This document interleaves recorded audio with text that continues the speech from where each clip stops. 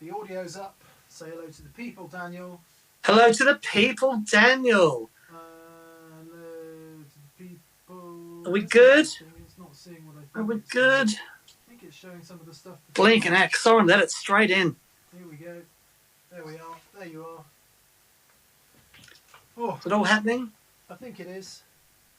Okay. I'm actually give us an audio check, Dan. Audio check, Dan. Haha. Audio check, Dan. Also, audio check from my daughter, who's just burst in through the doors and saying hello, greeting everyone with a jovial smile and volume, loud volume. Great. As is her way. Bless her. Someone was asking about the podcast. Hello, everybody. Welcome to VCQ Live. Please let us know that you can hear us and see us okay, because the truth is, we're never sure. About a great many things. Yeah. Yes, hope everyone's doing awesome. Roll call. Here we go. David Smith, greetings from Coventry, UK. Hope you're doing well, Dave, and hanging in there like the rest of us. Dave Late, howdy from Oregon City, the end of the trail. Very good. Dipper and Mabel, legends. So this is really interesting. Stanislav Magira says, the stream hasn't even started yet, and there's already got 2 dislikes. We don't understand. We do know that we have at least one hater, and we love our hater, and we wish him all the best. And we do know that he lurks at the front of our every video to try and get a dislike in there before anyone else. And it's really I don't know. It's sort of flattering that he puts so much energy and effort into that side of things. Sorry, Ziggy's desperate to come in, scratching at the door. So, it's a mystery to us, but, hey, God bless him. Who else we got? Vinus Marcillo says, bonjour from France. Bonjour France. Gauthier says, PA, USA, checking in, which I'm assuming is that Philadelphia or Pasadena? I believe PA is Pennsylvania, is it? Pennsylvania. I don't know, so apologies if it's not. Very good. Can you? Here we go. Yes, it's all good. All good. So they can hear us and see us okay, can they, Dan? Greetings from Brazil. Ciao. Obrigado, Andre. I do hope to get to Brazil in a couple of years' time and spend some time out there. I really want to go out to where my coach got his black belt at the Gracie Academy in Brazil and spend some time out there. Have you? Okay. Yes, all appears to be well. All appears to be well. Brilliant. So I think here we go. I think already had a couple of comments. Shall we start at the top, Mick, and go through them? I mean, obviously a big theme this week is going to be Mick's amazing discussion on mental health from the video on Friday, which being with Mick on this journey, was really incredible and beautifully put into words, Mick, I must say. And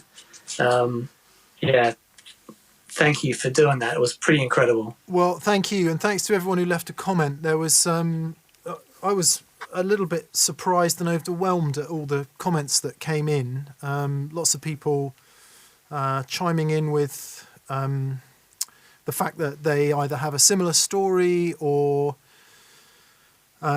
could relate to what was being said, and I think it gave a lot of people I don't know if courage is the right word, but it certainly gave a lot of people a reason to think about something and ask a different question. For sure, there's no answers there. It's slightly weird, I think, because when in the circle of people that I move in, I'm lucky enough to have friends like Dan and other people that are in this sort of creative artistic world, and it's not unusual in our world to be talking about mental health, or it's not that unusual. And what I got back from the comments, that it really is unusual in a lot of other people's lives to be talking about it, which came as a bit of a shock to me. But then you sort of rewind a couple of years when we first started talking about it, and I can understand that completely. Yeah, totally. You know, that sort of reticence to start talking about it. Anyway, maybe that will come up throughout the chat. I just need people have already left comments and asking, have got questions and comments about that. So cool. I'm sure we'll get to it. I just need to make sure people. No worries. Shall we start with Plexico, who says, "Greetings, Mick and Dan. Would love to know your takeaway on the guitars that have been released on Virtual NAMM, PRS Ibanez guitars, etc."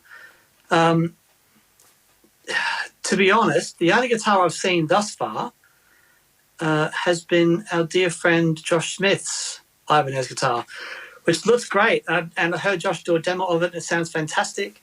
I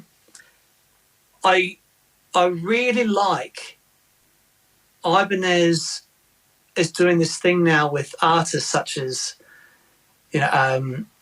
Josh and Tom Quayle and Martin Simpson, and I really like that. I really like that a company like Ibanez is spending time with them and sort of building their dream guitar. I think that's really cool. Like, for example, on Josh's guitar, which is obviously a T-style guitar, but they went to the extent of laser printing the knobs for that guitar because Josh likes a specific knurl on the knobs. Yeah. So they didn't just grab any knob. They made him a specific knob for that guitar. And Ibanez is a company that can do that. They've got the wherewithal and the cash to be able to do that. And I think it's wonderful. It's really great. And also I think it's great that, Josh is incredible. We've had him on the show a few times and I've seen him live a bunch, and the guy is a freaking phenomenon. He certainly is. He certainly is. If anyone's not familiar with what Dan's talking about, Josh Smith, who you'll find as Josh Smith Guitarzan on Instagram, friend of ours, absolute monster guitar player, has released a signature guitar with Ibanez, which I think was a surprise to all of us. Yeah. Hang on a sec, Dan. I need to turn me up a bit, I think.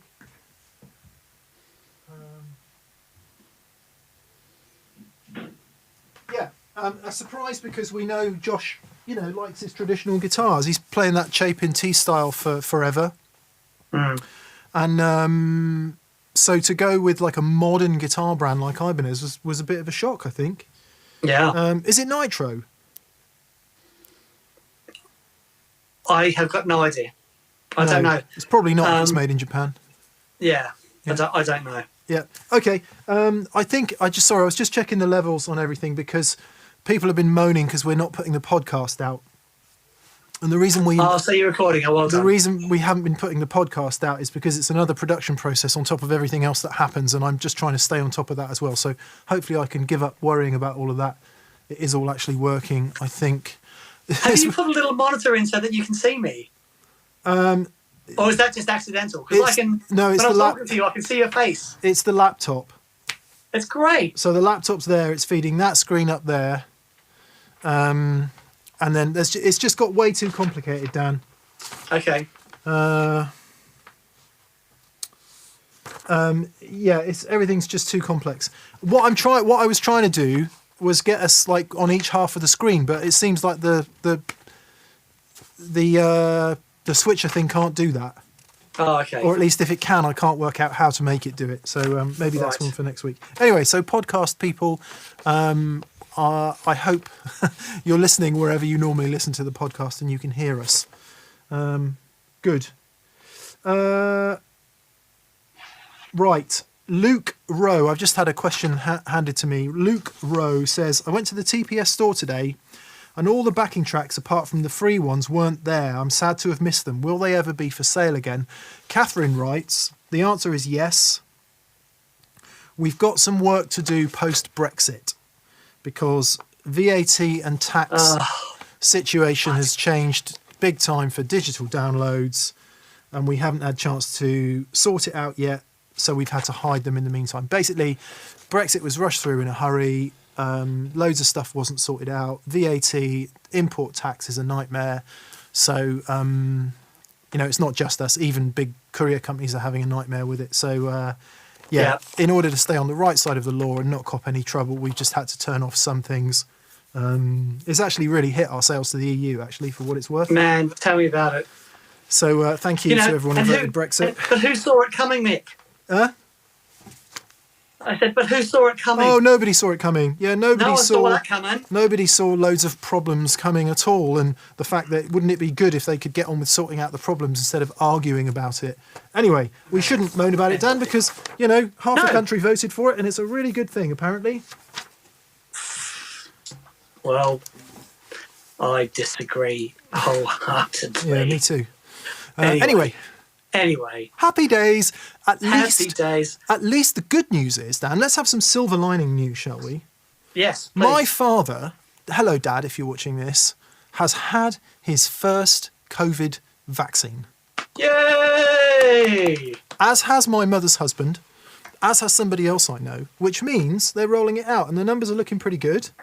Great. So I think we have much to be hopeful for. Yeah. Yeah. We do. Right, let's get into some of these questions then, shall we, Daniel boy?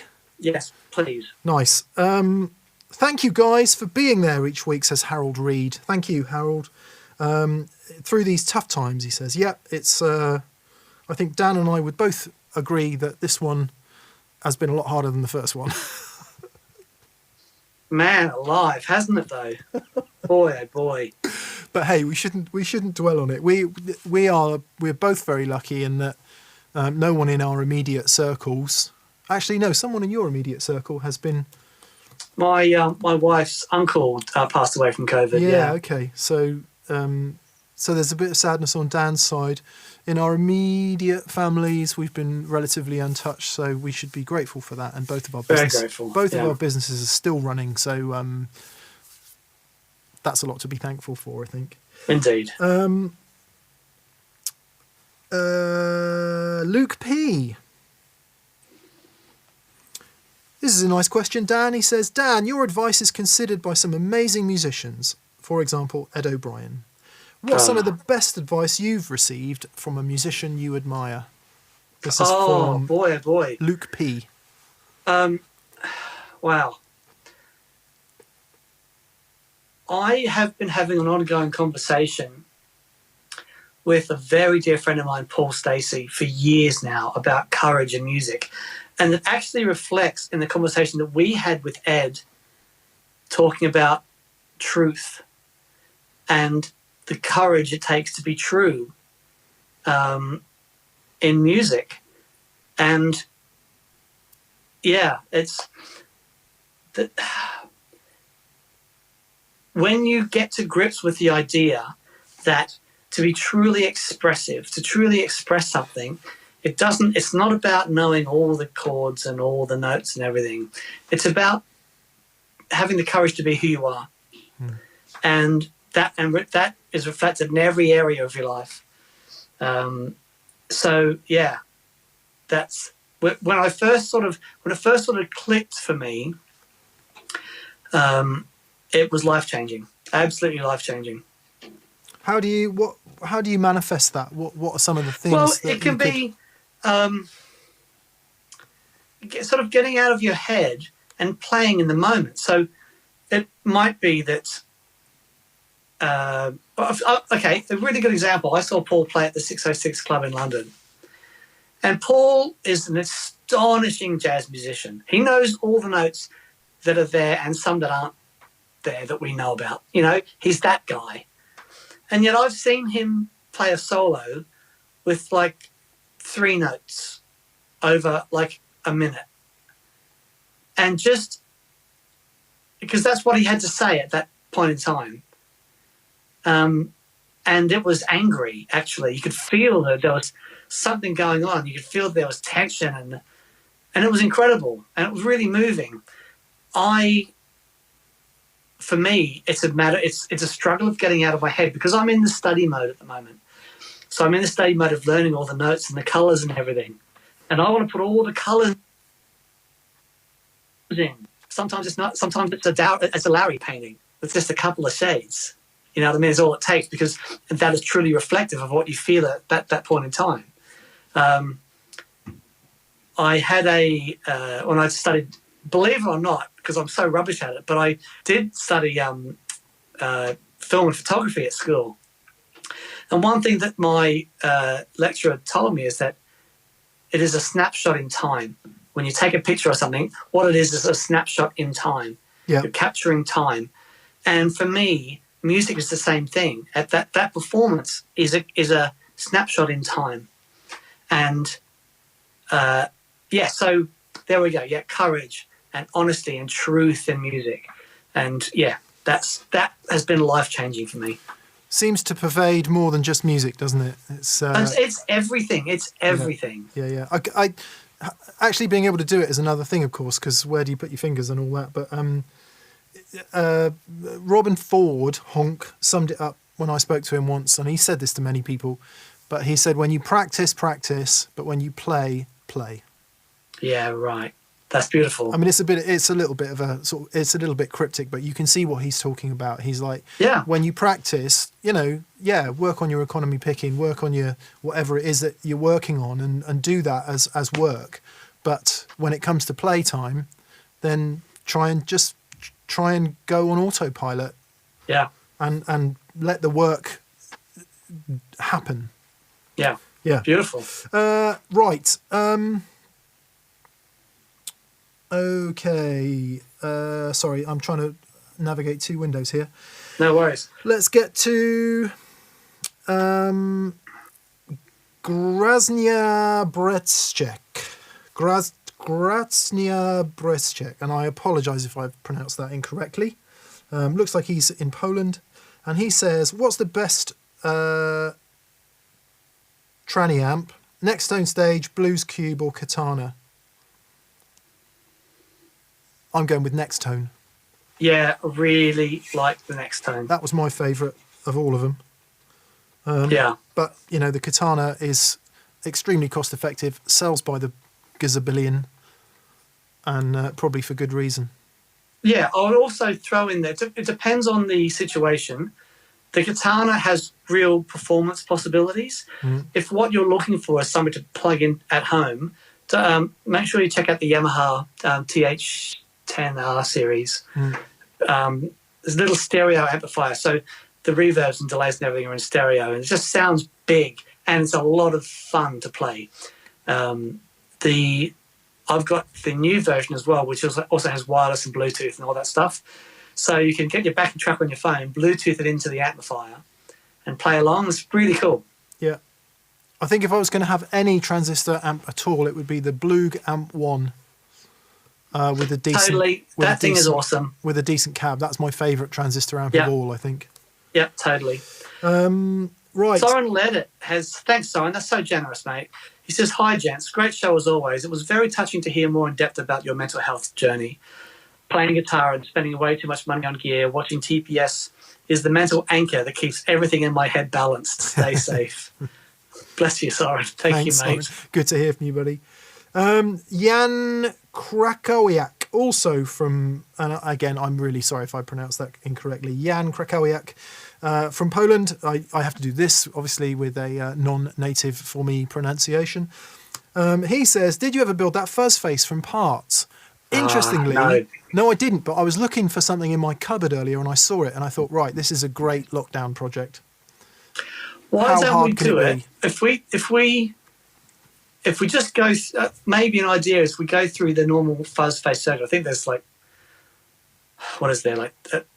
9 components or something. Yeah. And just go through the stages. Yeah. And explain what each stage does, and because it's such an interesting circuit. Yeah, it would be good fun. Thank you, Jan. Overdrive me, Jimmy. He sounds like he's from Scotland, but he's actually in Sweden by the looks of things.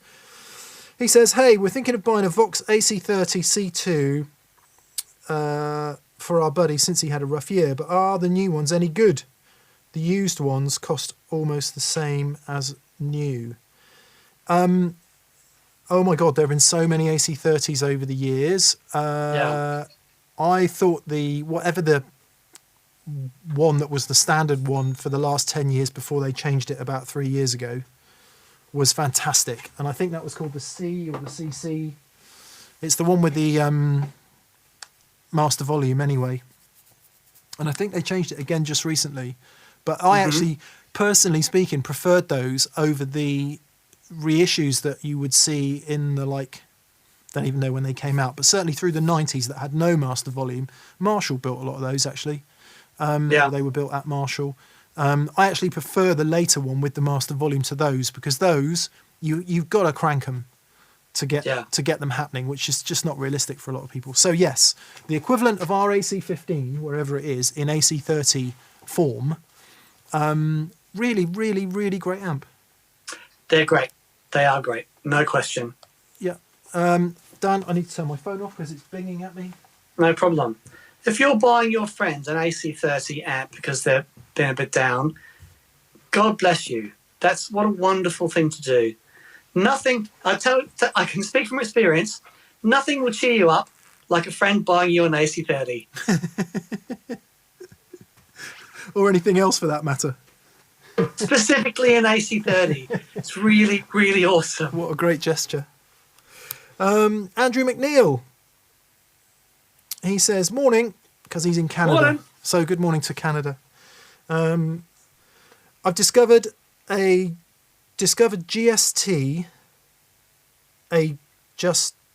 some tangent, a green Russian Big Muff into a mixed side of the D&M into the front of a Princeton reverb is a life-changing experience. Nice. Wow. Very nice. Yeah. So yeah, that bit of shaping, bit of taming of that bottom end, yeah, bit of kicking in the mids. Yeah, beautiful. Yeah. So the mixed side of the D&M is somewhere between a TS and a Klon, and I use both of those pedals in their original form exactly for that purpose. After any other overdrive as a kind of shaping boost, and I find it works really nicely. So yeah, nice. Magic. I'm looking to get an ES335, says Kevin Parrott. I'm looking at used. Are there any particular years to avoid or prioritise, or alternative brands to consider? My budget is $4,000. Kevin, my advice would be to look for a Memphis one. So, to clear up any confusion, you'll find ones built by the Custom Shop, which is in Nashville, and you'll find ones Gibson Memphis, and they're sometimes referred to as Custom Shop, even though they're not. It's a different facility. When I visited there, I think that was maybe 2017 or something. It doesn't exist anymore, that facility, or at least they don't use it anymore. They'd really done a tremendous amount of work on the thin line semis, and they were building them brilliantly. So my natural one is a Memphis guitar, and so many of them that came out of that plant that I've played have been really splendid guitars. There was a guy called Mike Volts there who I remember very fondly. He was just so crazy passionate about the whole thing. They had the original pressing machines. I think they've moved all this stuff to Nashville, by the way, so there's no reason why the new ones aren't just the same or as good. But for my money, if you're going to buy a used one, I would go for a Memphis-made one, and the second-hand values kind of bear that out. They tend to hold their money really well. There's two principal kinds. There's many, but the 63 style, or 64, can't remember, was like the Clapton one with the block inlays and the slightly pointier horns. It also has an extra little cutout out the centre block, which may or may not make a difference. And then there's the 59 style one, which has the dot inlays, rounder Mickey Mouse ears. I think the 63 might also have nylon saddles.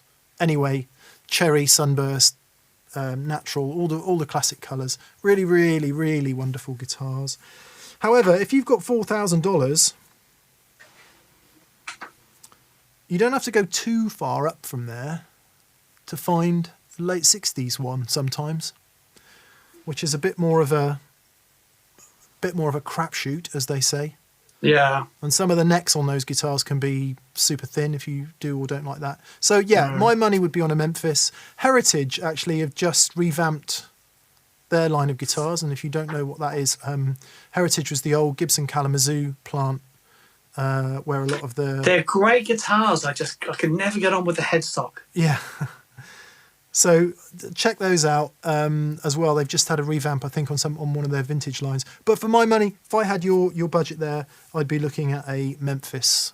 Indeed. ES335. Yep. Jürgen Biocchi says, love your show. Keep on rocking. Cheers, Jürgen. Thank you, buddy. Appreciate that. It's very kind. And Andrew Davies says, afternoon, gents. Sounding great. Hope you're both well. Loved the show on Friday.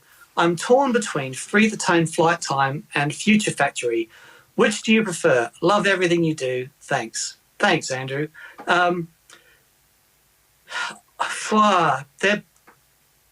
I love the flexibility of the Future Factory. I think, especially for stereo stuff, and that does the Flight Time have the preamp in it?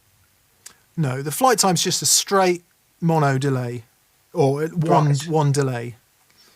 So it's only got one delay line, and the Future Factory's got two separate delay lines that you can... So if you just want a straight ahead, simple delay, the Flight Time, if you want to use the two-sided thing and all the extra functionality that brings with the variable phase modulation between the two, then the Future Factory. If they're about the same price, get the Future Factory. Yeah, totally. It is an astonishing thing because it gives you all the extra stereo capabilities. I can't remember if the Flight Time is just mono. Yeah, it just says in and out. Yeah. So I don't think it can do stereo at all. No. Unless there's some sort of TRS capability, but Free the Tone Flight Time. There you go. Yeah, which is just a wonderful... I mean, I'm going to say simple because it's one delay. It's not exactly simple because it's got all this DeLorean stuff on the front panel there. But spectacular sounding thing. Yeah. Yep. Jamie Avila says, hello from Chicago. Keep that pedal show going, please. It's what we live for. Bless you, Jamie. Thank you, mate. That's very kind. That's what enables us to live. Indeed. Love it. Thank you, Jamie. Corey Shoemaker says, says, my friend plays a Strat through a Blues Deluxe. Occasionally he gets radio signal interference. What causes this? And any idea on a remedy, Dan? Okay, yeah, so radio interference, it can be a number of things. Basically, let's take an earth loop, for example. An earth loop is basically an antenna which picks up noise. And those sort of loops can be present in the construction, the way things are put together, and you get these little loops that create noise. Now, most manufacturers put these, I think they're 33 picofarad capacitors in certain key areas, and they're basically called, they call them radio blockers or whatever, that will get rid of radio frequency. However, lots of people don't like, and certainly I'm not a big fan of, I've seen some designers just put them everywhere, and I don't like that. I think it does affect the tone. Now, if you've got an app, anywhere that you've got gain, you've got the capacity to do that. So if you think, this is a sort of a way out example, but think of a wah pedal, right? And I know a lot of people struggle with wah pedals that can get really noisy. Now think of what happens is the wah pedal takes all of your frequencies and cuts them all down except to a specific band, and then that band is swept across the frequencies. And it can pick up, as you go across the band, like a radio. It's basically doing what a radio does, and it can pick up noise happening on those frequencies. So what to do about it? Make sure that you don't have any earth loops. If you're running two amplifiers and you've just got a common connection, make sure that's not happening. Make sure that make sure that you've got a decent ground or do a continuity check from your guitar to the through the amplifier and to the earth of the plug socket, and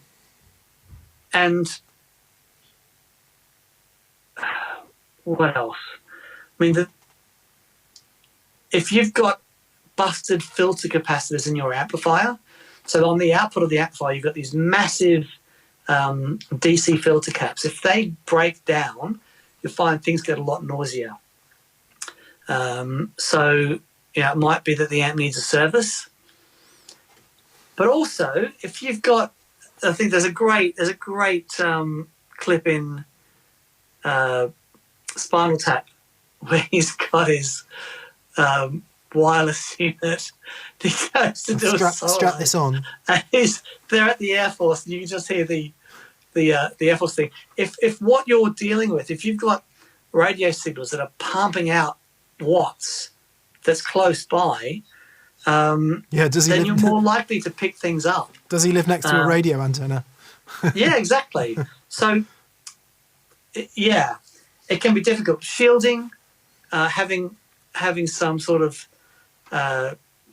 shielding around stuff is, can help with that stuff. But it is about getting a balance in designing these things. It's about getting a balance between not being too crazy with the filtering, still leaving enough, movement. So if you think about the, one thing with the electro-harmonics designs, like the Memory Man, I mean, it's really noisy stuff. There's no filtering in that, or, very little.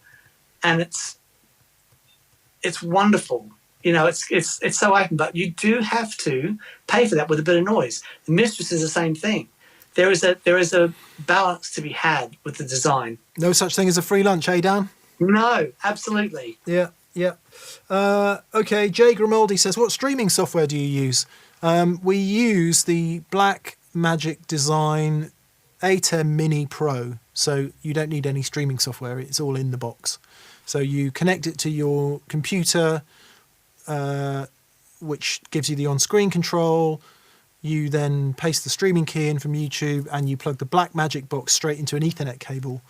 So it is wired, and it takes care of all that crap. We were trying to use OBS before we got that, and it was just a nightmare. It didn't work, or we couldn't make it work anyway. The computer trying to run a bunch of audio processing software and the streamer software and OBS, the computer was going, nah, not really interested in this. So we simplified it, and it works. Or at least we think it works. Right, who have we got next then? Richard Henry says, evening lads, hope you and your families are all good. Hello from Northern Ireland. Cheers, Richard. Hope you're great too, mate. What's it like over there? I'm guessing I guess it's exactly the same as here, right? Where was that? Sorry, I missed that. In Northern Ireland. Oh, right. Worse. They've got terrible Brexit trouble. Yeah, right. With import and export. Sorry, sounding like a party political broadcast. Says, cheers and happy New Year's, gents. Did you see Josh Smith's announcement of his new Ibanez signature model yesterday? It looks really, really cool. Yeah, Matt, we're just chatting about it before. It's great. Really interesting looking guitar. And they basically, I mean, you look at the guitar and they basically said yes to everything, which is awesome. Very cool. Sean Jones, hello from Austin. On a similar note, hello to Austin, Texas, a place that's very dear to my heart for lots of reasons. He says, did you see the launch of the Collings Julian Lage signature guitar? I'm interested in your thoughts and reactions. How many chimneys would you sweep to get your hands on one? Is that a Dick Van Dyke reference? I really hope it is. Stepping time. Yeah, so what is it? It looks vaguely Gretschy. Got a wobble bar on it and some Ron Ellis pickups, is that right?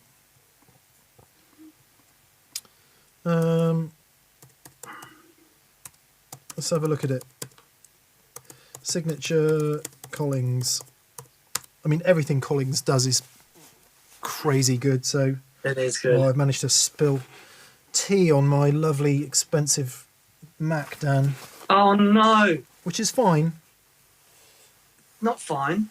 I've busted my space bar. You're spilling tea on yours. Yeah. I don't know. Just got the OM1, the acoustic guitar. That thing is amazing. His acoustic, his Collins acoustic, incredible. 470 JL, it's called. Okay, yeah, it looks like a Gretsch Jet with Dynasonic type pickups, Bigsby, and Ron Ellis made Dynasonic type pickups. Nice. Ellisonic. Yeah, oh man, that looks really cool. Ron emailed me this week. Ron?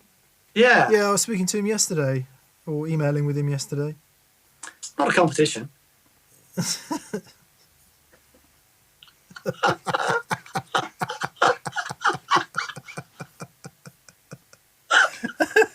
I know him better than you do. I know him better than you do. Yeah, that looks really cool. It's really cool. I couldn't play a guitar that Julian Lage could play. I don't think.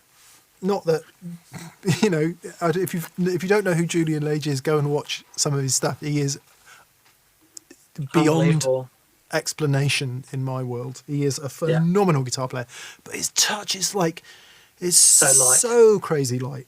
Yeah, so light. Yeah. Yeah, wonderful. Looks lovely. Looks really lovely. Everything that Collins makes is blooming lovely. Chad Head says, new gear day, new strings on the acoustic. Oh, man, new strings on any guitar is great, but putting new strings on an acoustic, because it's so rare, certainly for me, but those first couple of days with it are just so great. It's interesting. Most people I know hate new strings on their acoustic. Really? Because they have to zing them out for a couple of days. When I was doing loads of gigs with the acoustic, it was always lovely. Yeah. Just that, yeah, I used to love it. Yeah. Albus Band, hello Aaron. He says nothing but love to you nothing all. but love, baby. On this frigid day outside Chicago. If nothing else, I hope you know how much you mean to this community you inspire. Well, thank you, Aaron. That's very kind of you to say. Mate. Jet Wash Mist says, Mick, thank you for your honesty about your mental health. It resonated. Your book recommendations are already helping. Thanks, and have a drink on me. Thank you so much. Yeah, quite a few people have picked up the books and have gone through them. I've recommended to them to a few friends down the years or over the last couple of years, and a couple of people have gone, nah, absolutely not for me, mate. You must be off your trolley. And some people have gone, wow, yeah, big difference. So as with all these things, it's clearly not for everyone. Just the same as guitars, you know, it's not for everyone. But if it does help anyone down a path, yeah, sure, which is away from a problem position, then it's a great start. It's a great start. Nice to hear from you. Jürgen Burke, or Burker, says, I love your show. Keep on rocking. Cheers from Jürgen. Thanks, Jürgen. Andrew Davis. Oh, sorry, mate. Sorry, mate. I should say Vivas Patil has said, I asked you some time back about adding another boost overdrive pedal to go with the King of Tone, the Sunface, and the ST9. I'm wondering if an EQ pedal would be, instead, a better addition, enable me to get more sounds. What do you think? Totally. EQ pedals are fantastic. We've done shows in them before, you know, maybe worth a rewatch, but you can do so much with EQ. Yeah, totally. Indeed. And if you are thinking about that, have a look at a couple of the programmable ones. So Source Audio make one. And I believe Free the Tone makes one. Free the Tone make one, and it's analog. Yeah. So which is lovely. What that means is you can program in various different EQ shapes. Yeah. To recall at will, which can do the job of, for example, a treble booster type thing or a mid kick. Because also what a lot of people don't necessarily immediately know about EQ pedals, or isn't obvious until you play one, is that in addition to, so if you take all the frequencies and turn them down, then you've got a level drop. And if you take all the frequencies and turn them up, you've got a massive level boost. Plus, most of them have a level boost in addition. So not only is it a great tone shaper, but it can also be a great over and underdrive. Yeah, for definitely. Boosting and cutting. So yeah, have a look at a programmable EQ. That would be a great thing. Brilliant. Really cool. Toby Mob's Music says, joining you from Albury, Australia, Hey, with a mate in BB 1200JH. I just released a song, Moments, with the Source Audio Spectrum, bought after seeing it on TPS. The song has a theme similar to Mick's Living in the Present mantra. Thanks for the inspiration to explore new sounds. Mate, that's brilliant, Toby. Congrats, mate. That's brilliant. nice. Let's give him a nice clear shout out. Who was that down? Toby? So, Toby Mob's Music. Yes, Toby Mobbs. Mobbs. Toby Mobbs. There you go. Look up Toby. Andrew Davis. Evening, gents. Sounding great. Hope you're both well. Love the show on Friday. I'm torn between... Oh, no, we've already had that one. Free the Tone Flight Time. Tom Whitmore says, evening, chaps. As part of my mental health journey, I recently started a guitar repair business. Oh, wow. If you could direct the Leicester TPS community to Don't Fret Guitar Works, I will happily do them a deal during these rough times. Don't Fret Guitar Works. What a great name. Very good. Very good. Yeah, man. I mean, one thing about no one enters guitar building or losing around that to make money. These craft businesses are not what it's about. They don't enter to lose money, but they are more times than not inspired by a passion for doing these things. And it's wonderful. And when you're working like that with something that you love, it's a wonderful remedy for, things that ail you. Yeah. I'm speaking from experience, putting together, building rigs and, designing stuff and playing with sounds and things. Man, it's great. It's so great. I was talking to Dear Neville in the week. For those of you, so Neville is a chap called Neville Martin, who I used to work with in guitar magazines, and he was the editor of Guitarist when I joined. Great inspiration to me, and I learned most of what I know about guitars from Nev. He's also lent me that wonderful gold top Les Paul back there, and we also sell his CD in the store. That's who Nev is. Nev did repairs for Fender and Gibson in former life. He worked for both of those companies. And he's knocking on the door of retirement, and he's thinking about doing a few repairs again. Oh, bless him! Because he does great work, and one of the things he always does when he buys a new guitar is he always puts a new nut in it. Always puts a lovely new bone nut in it, pretty much. And he's just done that on one of his guitars. And I said, do you know what I would love to do once we're in a safer position with COVID? Is I would really love to just ask and answer some questions about why it is that I really struggle with intonation. So that I really struggle to use guitar tuners. Yes. Because it's never in tune for me, because I must have some sort of weird intonation in the way I play. No, I don't think so. I think what it is that I get to a point with guitar tuners where I can hear that it's always out of tune. No matter what I play, everything's out of tune. So you've got to get to a point where you're happy just to let it be almost. Well, let me put it another way then. If I tune a guitar that's in tune for me and I hand it to you, right, it's miles out. Yeah, got it. And vice versa. Yeah. I'd love to... A couple of the guitars that I struggle with, like my Collings Junior, absolutely love that guitar, and I love playing it live. It sounds amazing, but boy, do I struggle. Even though it is perfectly intonated as far as measuring the intonation goes, I really struggle to play in tune in the way that I can play in tune on a Strat. Now, it might be a scale length thing, could be a nut height thing. I'd be really interested to just sit with someone who really knows guitar repairs and talk about it. Yeah, that'd be brilliant. Be fascinating. That would be brilliant. Yeah. This is interesting. Sub Rosa says, you must have a huge archive of videos. Do you keep all that data? Or once they're uploaded, do you ditch the files after a while? What about the trims? Yeah, so for a while there, when we were uploading in 1080, we kept everything, the rushes and everything. And it's just all on various archive discs. Trims, so edits, there's not much, actually. If we film for an hour and 10 for a show, an hour and 15, that show will end up as an hour and 5. And the stuff that gets trimmed is, like, if a guitar goes horrifically out of tune, and one of us gets a bit annoyed, usually me, that'll get trimmed.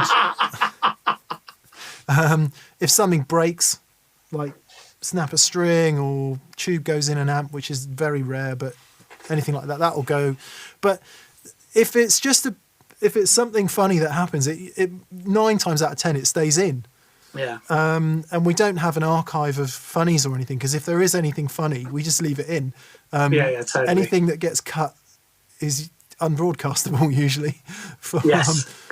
Career ending, one might say. Yeah, for a number of reasons. So we don't keep that stuff. Now that we go in 4K, what happens is, for example, for a show, you've got 3 cameras running. You've got the pedal cam, which is above my head there, camera that's pointing at us here, and there's another camera. So there's 3 cameras.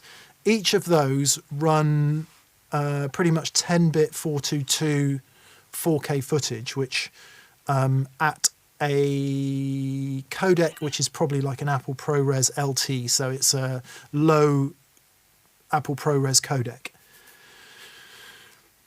For an hour of footage, that's probably about 100 and some gigabytes per camera.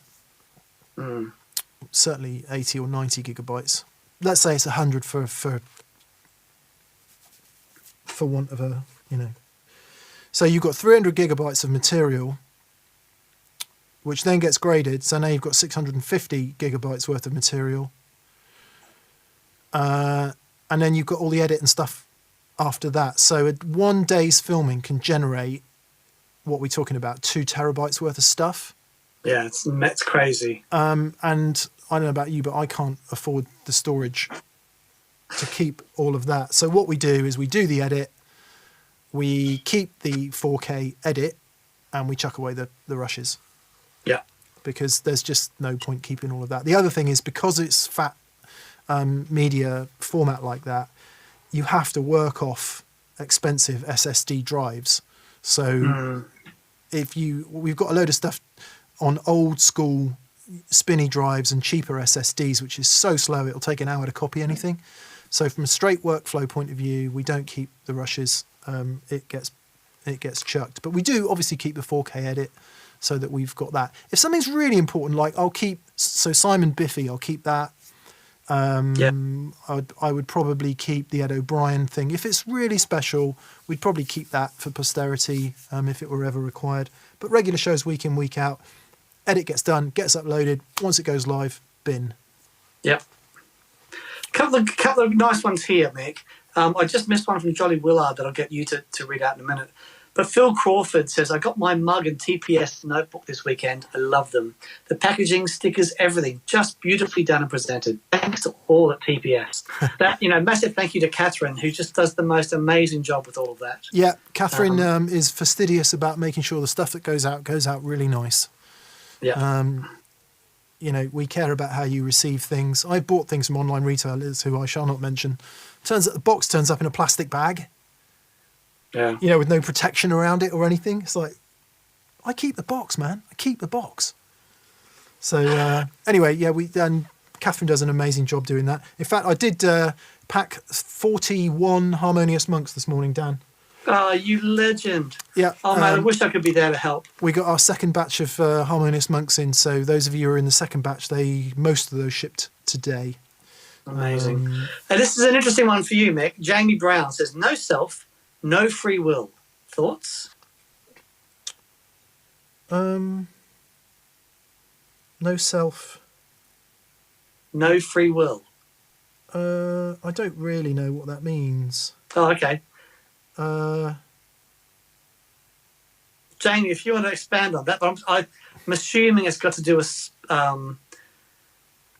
psychology and philosophy, and it may be a famous quote from somebody. Right. Yeah, free will. It's from the Matrix. It's from the Matrix. Did you like the Matrix? Me? The thing I couldn't work out. The thing I couldn't work out about the Matrix is why anyone would want to live in the bit where everyone gets eaten and killed.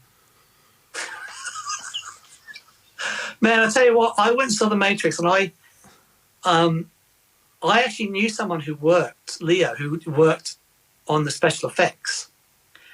And the shot where the helicopter goes into the building and the building ripples out and explodes. He did that shot. Yeah, you can do that in Final Cut now. Yeah. But so again, not a competition. But he was so sworn to secrecy, right? And I was intrigued, so I didn't read any reviews. I didn't look at any trailers or anything. So I went in there. It could have been the Sound of Music 2. For all I knew, I had no idea about the film at all, and I just remember walking out of there. I was in a daze for hours. Anyway. No free will. I can't watch Keanu Reeves in anything because he's always Bill or Ted, whichever one he is. You know they released a second Bill or Ted, right? Yeah. Yeah, it's terrible. Yeah. So no self, no free will. Free will's probably a philosophical argument that you could have for weeks. You know, what's free will? I'm not sure I'm enjoying any free will. Not sure many of us enjoy much free will, if I'm honest, given what we have to do in our lives. Anyway. Interesting. Yeah. Jolly Willard, which is what you were talking about, Dan. Jolly says, Mick, I connected more with your points on Friday's show than a lot of the same talk from experts. Publish something. If it fits in with your self-work, it certainly fits your skill set. Thank you. Thanks, Jolly.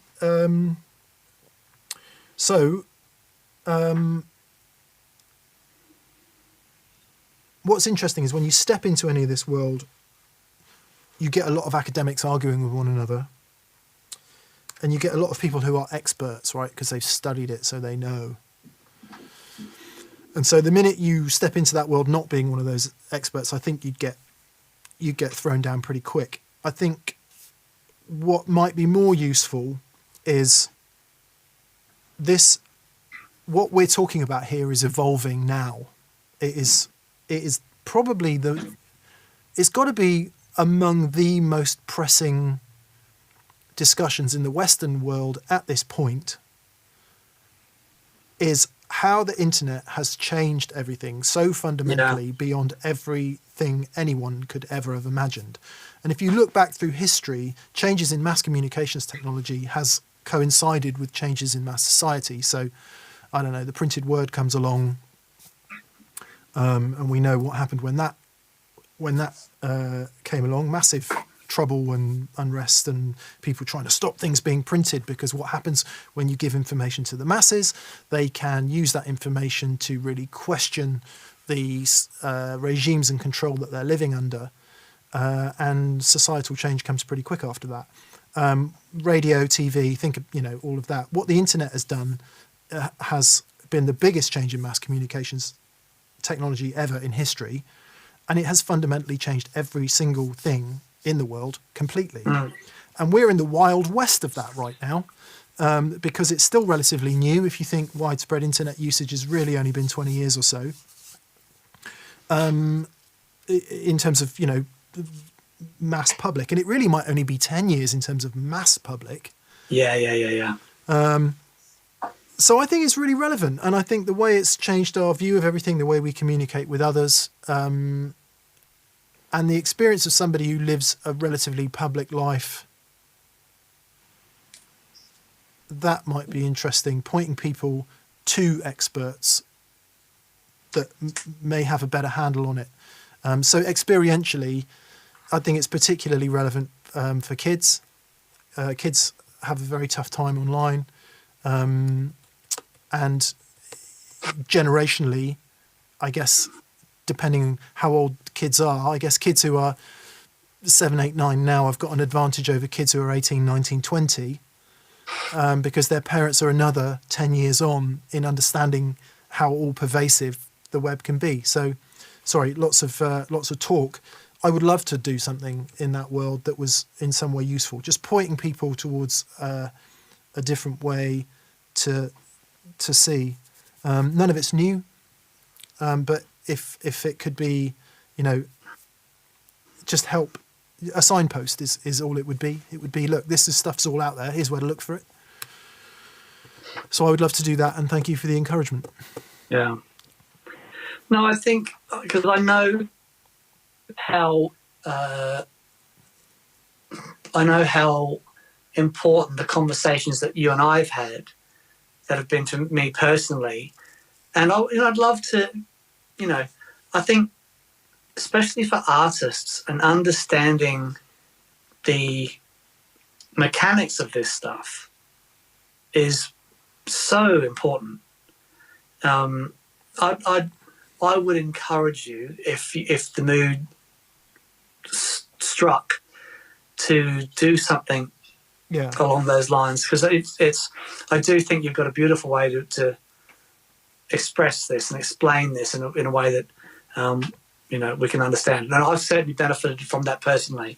So yes, if you felt like it, I would encourage you. I do. I mean, and for what it's worth, I feel more motivated in that direction than in any other at the moment, because I think it is of genuine. Right. It could be of genuine use to some people. What I never want it to be is standing up saying, "Hey, look, I know how to solve this," because I don't. I'm not a psychologist. Yeah. I'm not a doctor. I don't know. All I can share is an experience, and perhaps the chief benefit of that, one of the things that's come through loud and clear in the comments, is that this is normal. This stuff is normal. Yep. So the issue to get over is talking about it. And actually me doing that segment in the video is great catharsis for me too. It really helps me to talk about it. And it's hard to now think back a couple of years when I didn't want to talk about it, because now talking about it makes everything so much better. So if we can encourage more people to just be okay with it, so that, one would hope that before too much longer, taking care of your mental health in a proactive and open way is just the same as taking care of your physical health in an open, proactive way. You don't say to someone, if they go, "No, I'm going for a run today," you're like, "Oh God, what's wrong with you? Can't you just snap out of it?" Have a donut. Yeah, well, what's actually wrong with you if you need to go for a run? It's like, well, no, I'll go for a run because it's aerobic exercise, and it helps me. And so therefore doing something proactive and organised to maintain my mental health shouldn't be something that's weird. Yeah, totally. And also, having the conversation and being, up to asking your friends and saying, "How are you? Are you okay?" If you see that, don't be afraid to ask your friends how they're doing. Yeah, that was a key message of the Movember campaign, actually. Yeah, definitely. Yeah, big time.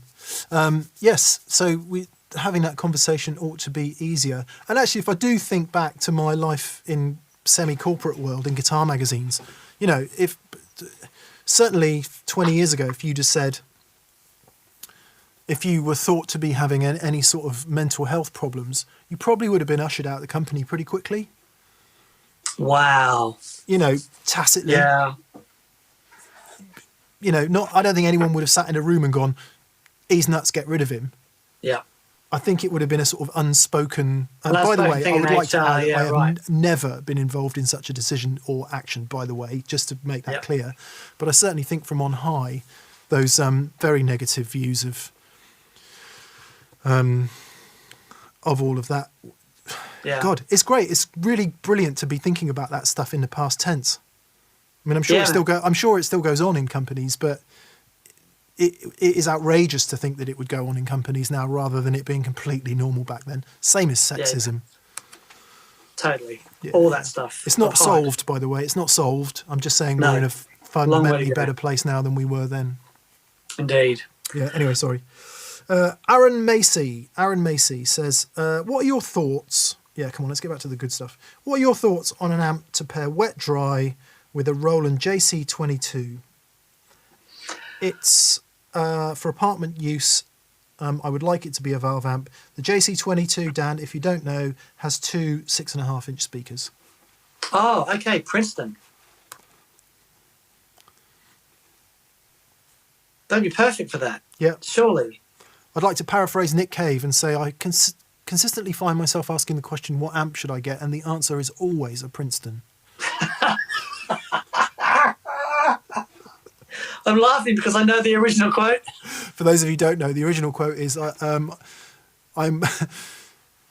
I find myself I always find myself asking the question, what is this garbage? And the answer is always the Red Hot Chili Peppers.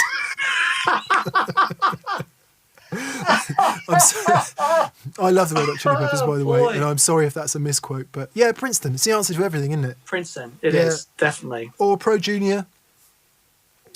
Princeton. Tape Echo says, I love the idea of a lunchbox head. Can the Victory V40 hold its own as a clean pedal platform against some of the bigger names and boutique brands? And I can answer that. It absolutely can. Depends what volume you play at. If you play at anything like normal volume, yes, it can. If you play at heavy volume, big, loud volume, you want the 140. Yeah. But either amp's up there with everything. Totally. They're fantastic. They're as good as any other kind of production line made modern valve amp. Easily up there. And I would say better than a good many of them. This is really nice. Chris Turner says, hi, gents. I qualified as a nurse last year. A heck of a year to do it in. You guys have helped me through some serious high pressure lately. Cheers. Mate, that's amazing, Chris. Thank you for your work. Yeah, thank you, bud. Wow. I was listening to the radio today and there were some nurses in North Wales talking about their experience of what's happening at the moment. And I shed a tear at they just sound exhausted. Yeah, totally. And what they're seeing every single day is heartbreaking and amazingly hard work. The other thing, Dan, that would be, I'm going to sound like a right hippie now, but alongside people being able to talk about their mental health, wouldn't it be great if we valued people who did those jobs more, financially speaking? Yep, totally. Yeah, because, thank you for your work. Yep. Okay, Daniel Webb. Daniel's got some sad news. He says, hi guys, today we buried one of my best friends who sadly passed away recently. Oh, mate. I'm chilling with you guys and a glass of wine in his honour to cheer you up. Hope you're both well. All the best to you, Daniel. Yeah, mate. Our thoughts are with you, Dan. Yeah, that's a tough day. So, yeah, thanks for being with us, especially today. Boy, oh boy. Okay, Nick Metcalf Mike says, hi guys, are you planning to do a show on the 100-watt Ironman attenuator? Would be great to hear your thoughts on how it stacks up with similar solutions. Yes, we are. We've got one. We took delivery of it a few weeks ago. We're in a bit of a stick at the moment because me and Dan can't be in the same room, so it's a bit tough to do anything like that. But yes, it's on the cards. What will probably happen before Dan and I can do a full show on it, I might plug it into the 2Rock and have a listen. And just see where we are. But yeah, we love the 30-watt version, the original one. Yeah, it was I think Mick would agree, certainly the best sounding attenuator I've ever heard. Yep, just astonishing. So if they've managed to do the same thing with the 100-watt, I'm really excited to try that out. Yep. Andrew Davis, or Davies, says, a couple of my mates really struggle with their mental health and have always struggled to talk about it. Seeing you open up and talk so freely was inspiring and I'm sure will help a lot of people. Thank you, Andrew. It's tough. That's amazing. Yeah, if you depending on what your background is, and I don't know whether your family talks. My family doesn't talk about these things. God. Sorry, Dad, if you're watching. My family definitely does not talk about these things. So, it can be tough. Cornan 1980. Cornan says, wanted to thank Mick for his bit on mental health last week and all times previously. I started my journey about 2 months before you first spoke of it by finally going to a therapist. It's made all the difference. Good for you. Oh, well done. Yeah, good for you. Therapists, if it's talking therapy through counselling or CBT or whatever it is, the great benefit of that, in my experience, is that person is entirely neutral, or they should be. So talking to a friend over a beer or whatever is a really great way to start and a brilliant way, and everyone should do that. But if you feel you need more than that, because that friend is going to want to help you, and more often than not, they're going to suggest things to you that may or may not be the right thing. And the great thing about a therapist, if you find one that you click with, is they are completely neutral, and they know professionally how to kind of move you into the areas. When I saw my first therapist, again, would have been about 20 years ago, I guess, maybe not quite that. I walked in there thinking it was one problem, came out kind of understanding it was a whole mix of other stuff.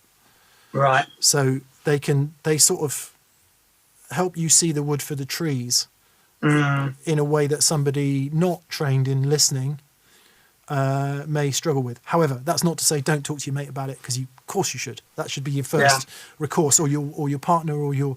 I actually talked to Dan about it before I talked to Catherine about it, because I was a bit nervous about how Catherine might take it, but because I knew that Dan had mental health issues experience, I figured it would be a good way to sound it out before I broached the subject with Catherine. Of course, when I finally did broach the subject with Catherine, she's like, well, of course, I'm not blind.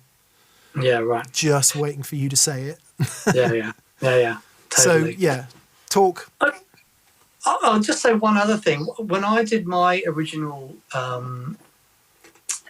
CBT therapy, which was, 10 years ago now, something like that, and it was really helpful. One thing to be aware of, there's a lot of financial stress at the moment, and what you may think is just financial stress can often be masking this. Because what I found for me, when I got out of my financial stress, these thoughts and feelings didn't go away, which was what really surprised me.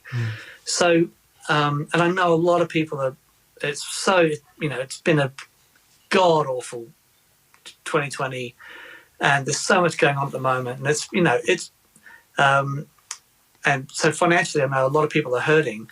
And if you're experiencing stress and, anxiety and depression, and you think it's because of your financial situation, just be aware that there's a strong possibility that it might not be, that even though all your thoughts might be around finance, my experience was when those issues were solved, all of that, my mental problems were still there. So don't think, as soon as I get the finance sorted, those things will go away. Yeah. Some people are naturally, or I don't know about naturally, but some people just are better at compartmentalizing things. So Catherine, for example, is superb at it. She's absolutely amazing at compartmentalizing problems, putting that problem in its box, and your choice then is, do I put it over there and I'll solve it another day, in which case I'm not going to worry about it, or do I open the box, solve the problem, and then it goes away? She's really brilliant at that. I think a lot of what contributes to stress and anxiety is, to continue that terrible analogy, all the lids are taken off all the boxes at once and poured into one bowl. Yeah. And that's exactly what Dan was just talking about. And then you get to this wood for the trees moment where you just, think about pouring water into a glass.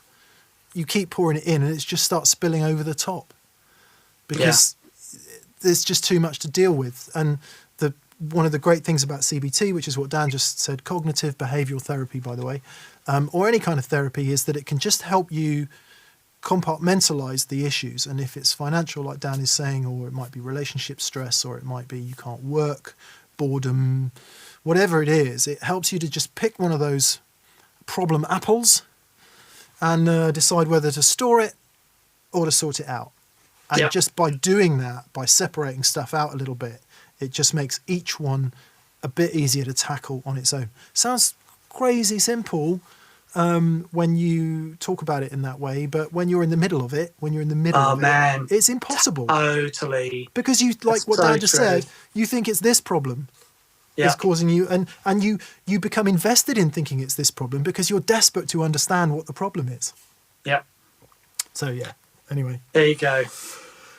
Herschel T, thank you, Herschel. That's very kind, mate. There's no question there. I'll keep an eye. Oh, hang on. I'm voting on a late night show with Dan and Mick. Thanks, Herschel. And Riza El Ghazi says, what would you place first? An exotic EP booster for the EP3 preamp tone or a Phase 95?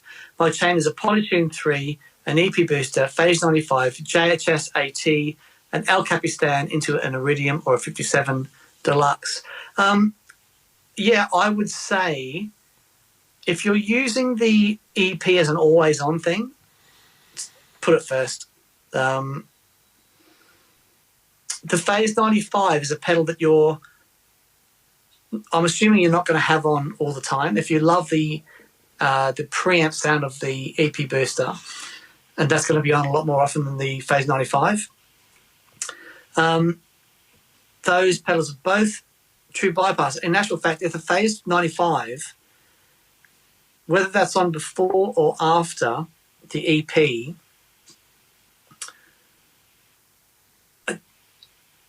it might actually be, because I'm not sure the headroom of the Phase 95 and how you run your EP booster. One thing with the EP booster, it really does kick out some volts. So you will find there's depending on, unless you're running it just as a buffer, but if you've got a bit of gain in there, then the Phase 95 will sound different before or after. So just work out whether you like the sound of the Phase 95 first or after the EP booster. And then, go with that. I hope that makes sense. I think so. Cool. I think so. So I was just having a flick through some of the non-super chats for a second. Corner 1980 says $5 just for mixed Dick Van Dyke impression. Stepping time, Mary Poppins. Stepping time.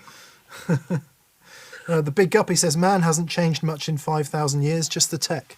Yeah, you might be right. Anthony DeVito says, I'm wanting to get my first electric. I'm going for a T-style. Good man. Any thoughts on Michael Kelly versus G&L? Intermediate player and want to get into something decent. G&L is definitely decent. G&L make great guitars. I've never played a bad one. It's really funny. The G&L guitars, the appointments on them is not something that Mick and I gravitate towards, like the finish and the pickups and that sort of stuff, but they work. As a guitar, the G&Ls absolutely work and sound fantastic. Straight out of the box, they're wonderful. So I don't know, what are the Michael Kelly guitars, Mick? It's OEM brand. I don't know who owns it. Might be Hansa or someone like that, one of the big American distributors. I don't know who owns Michael Kelly guitars. To my best of my knowledge, is like an OEM spec'd up brand. For those of you who don't know how that works, in China, Korea, Indonesia, there are a bunch of giant guitar factories, like colossal, and they make guitars for everybody, whether it's Ibanez or PRS SE or Chapman or whoever it is. And you go in there and you say, I want these specs, and they say, great, we'll do that for you, and you work with them and they design it up and they make your guitar. The shipment turns up, you realise they put all the headstocks on upside down, put the wrong pickups in, you send them all back because they say, oh, well, we didn't have any Seymour Duncan pickups that week, so you've got whatever the other option is. And the people who spec and manufacture those guitars will know these headaches only too well. And they all come from the same place, which is why they all broadly feel pretty similar at the end of the day. Not that they're the same guitar, but, they're made in the same way and the same finishes and all that. So I think that's what Michael Kelly is. I don't know where the Korean G&Ls are made. One of the best factories is World Guitars in one of the Korean factories. They used to make all the PRS SE stuff. Don't know if they still do. But you'll find guitars of many brands coming out of huge factories like that. So the issue with any guitar, but certainly as you go into the low to mid price point, is the variance in each one. And it really is, well, it's crucial to play any guitar and you just need to connect with it, which is very difficult at the moment. So if it is a crapshoot of going, I need to buy one online, sight unseen, and I'm going to do it, the one to buy is the one you like the look of the best. In all seriousness, because, they're all made to a high standard. Those types of guitars, if they come out of a decent Far Eastern factory, by and large, in the mid-price arena, so if we're looking at, I don't know, $400 to $700 or £400 to £700, you're looking at a pretty decent guitar there, which has got the ability to be set up to play really nicely by someone who knows what they're doing. So I certainly wouldn't be nervous about buying one of those guitars. Not in the way that, when Dan and I were younger, the cost-effective guitars back then were just horrific. Thinking about our early teenage years before Squire was really on the scene, like cheaply made Far Eastern guitars then were just horror show, weren't they? Yeah, totally. I mean, if you paid a bit more and you got something like a Lawsuit, Ibanez or Greco or one of those, I'm not saying there weren't good guitars around at that time, but low to medium price guitars were pretty shocking back then. Yeah, and today the they're pretty CNC good. has changed everything. in the industry. Yeah. So you said G&L? Yeah, I think G&L for me is a really safe bet. Yeah. Some of the Far Eastern ones I've played have been pretty heavy, but that again is a crapshoot. You don't know what you're going to get. Go with the guitar that's lighting you up. That's going, yeah, actually, I want that one. Get that one. Yeah, because that means you want to play it. Nice. Yeah, very good. Jamie Hill says, evening. The V40 is louder on low than high. Did they fit the switch upside down? New, but has a clicky sound. Is it valves warming? Cheers. Something's not right there at all. Yeah, I'd get in touch with Martin. Yeah, or the support. Email customer service. Very good. Yeah, something's not right there at all. It should be noticeably louder in high. Jason Correpsi says, Mick, did you end up listening to Present Tense? Thanks for saying you felt like quitting guitar. When I was laid off, I felt the same about my career. New job reminded me it was a temporary headspace. I didn't listen to it. I will. I've got a bunch of stuff that came in. People recommendations of stuff to look into. So I've got a list of stuff that I'll have a look at my leisure, of which there isn't much at the moment. I hear. And Justin Garcia says, hey guys, ever listen to composers for inspiration? I have lately gotten heavily into Ludwig Göransson behind the Mandalorian, Childish Gambino, etc. When I was studying music, and I'd never really got into classical before, and I remember when I first heard Mozart's Death Requiem in D minor, anyone that saw the film Amadeus, that was the piece that he was writing towards his death. So it's an unfinished piece. And I can remember turning up every morning an hour before class, sitting down and putting that on and listening to it. It was so moving. And then I got into the Russian Romantics. So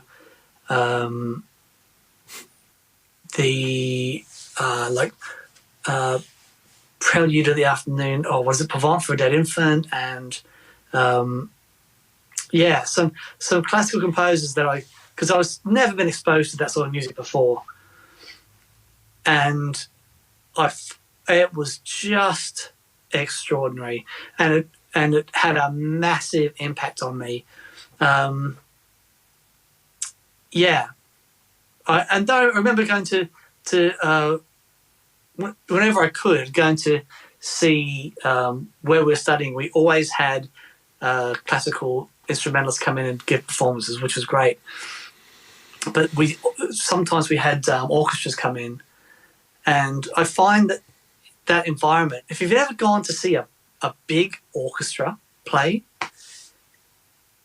when everything gets back to normal and that starts to happen, it is the most, talk about being moved by music. This sound, this massive sound coming off the stage, man alive, it is the most extraordinary thing. Definitely, I've been very inspired by composers and stuff before. It is. It's the only time it works for me is seeing it live, because it's such a physical experience. Totally. We have a friend, Dan, a friend and viewer in the TPS audience who works for the LSE.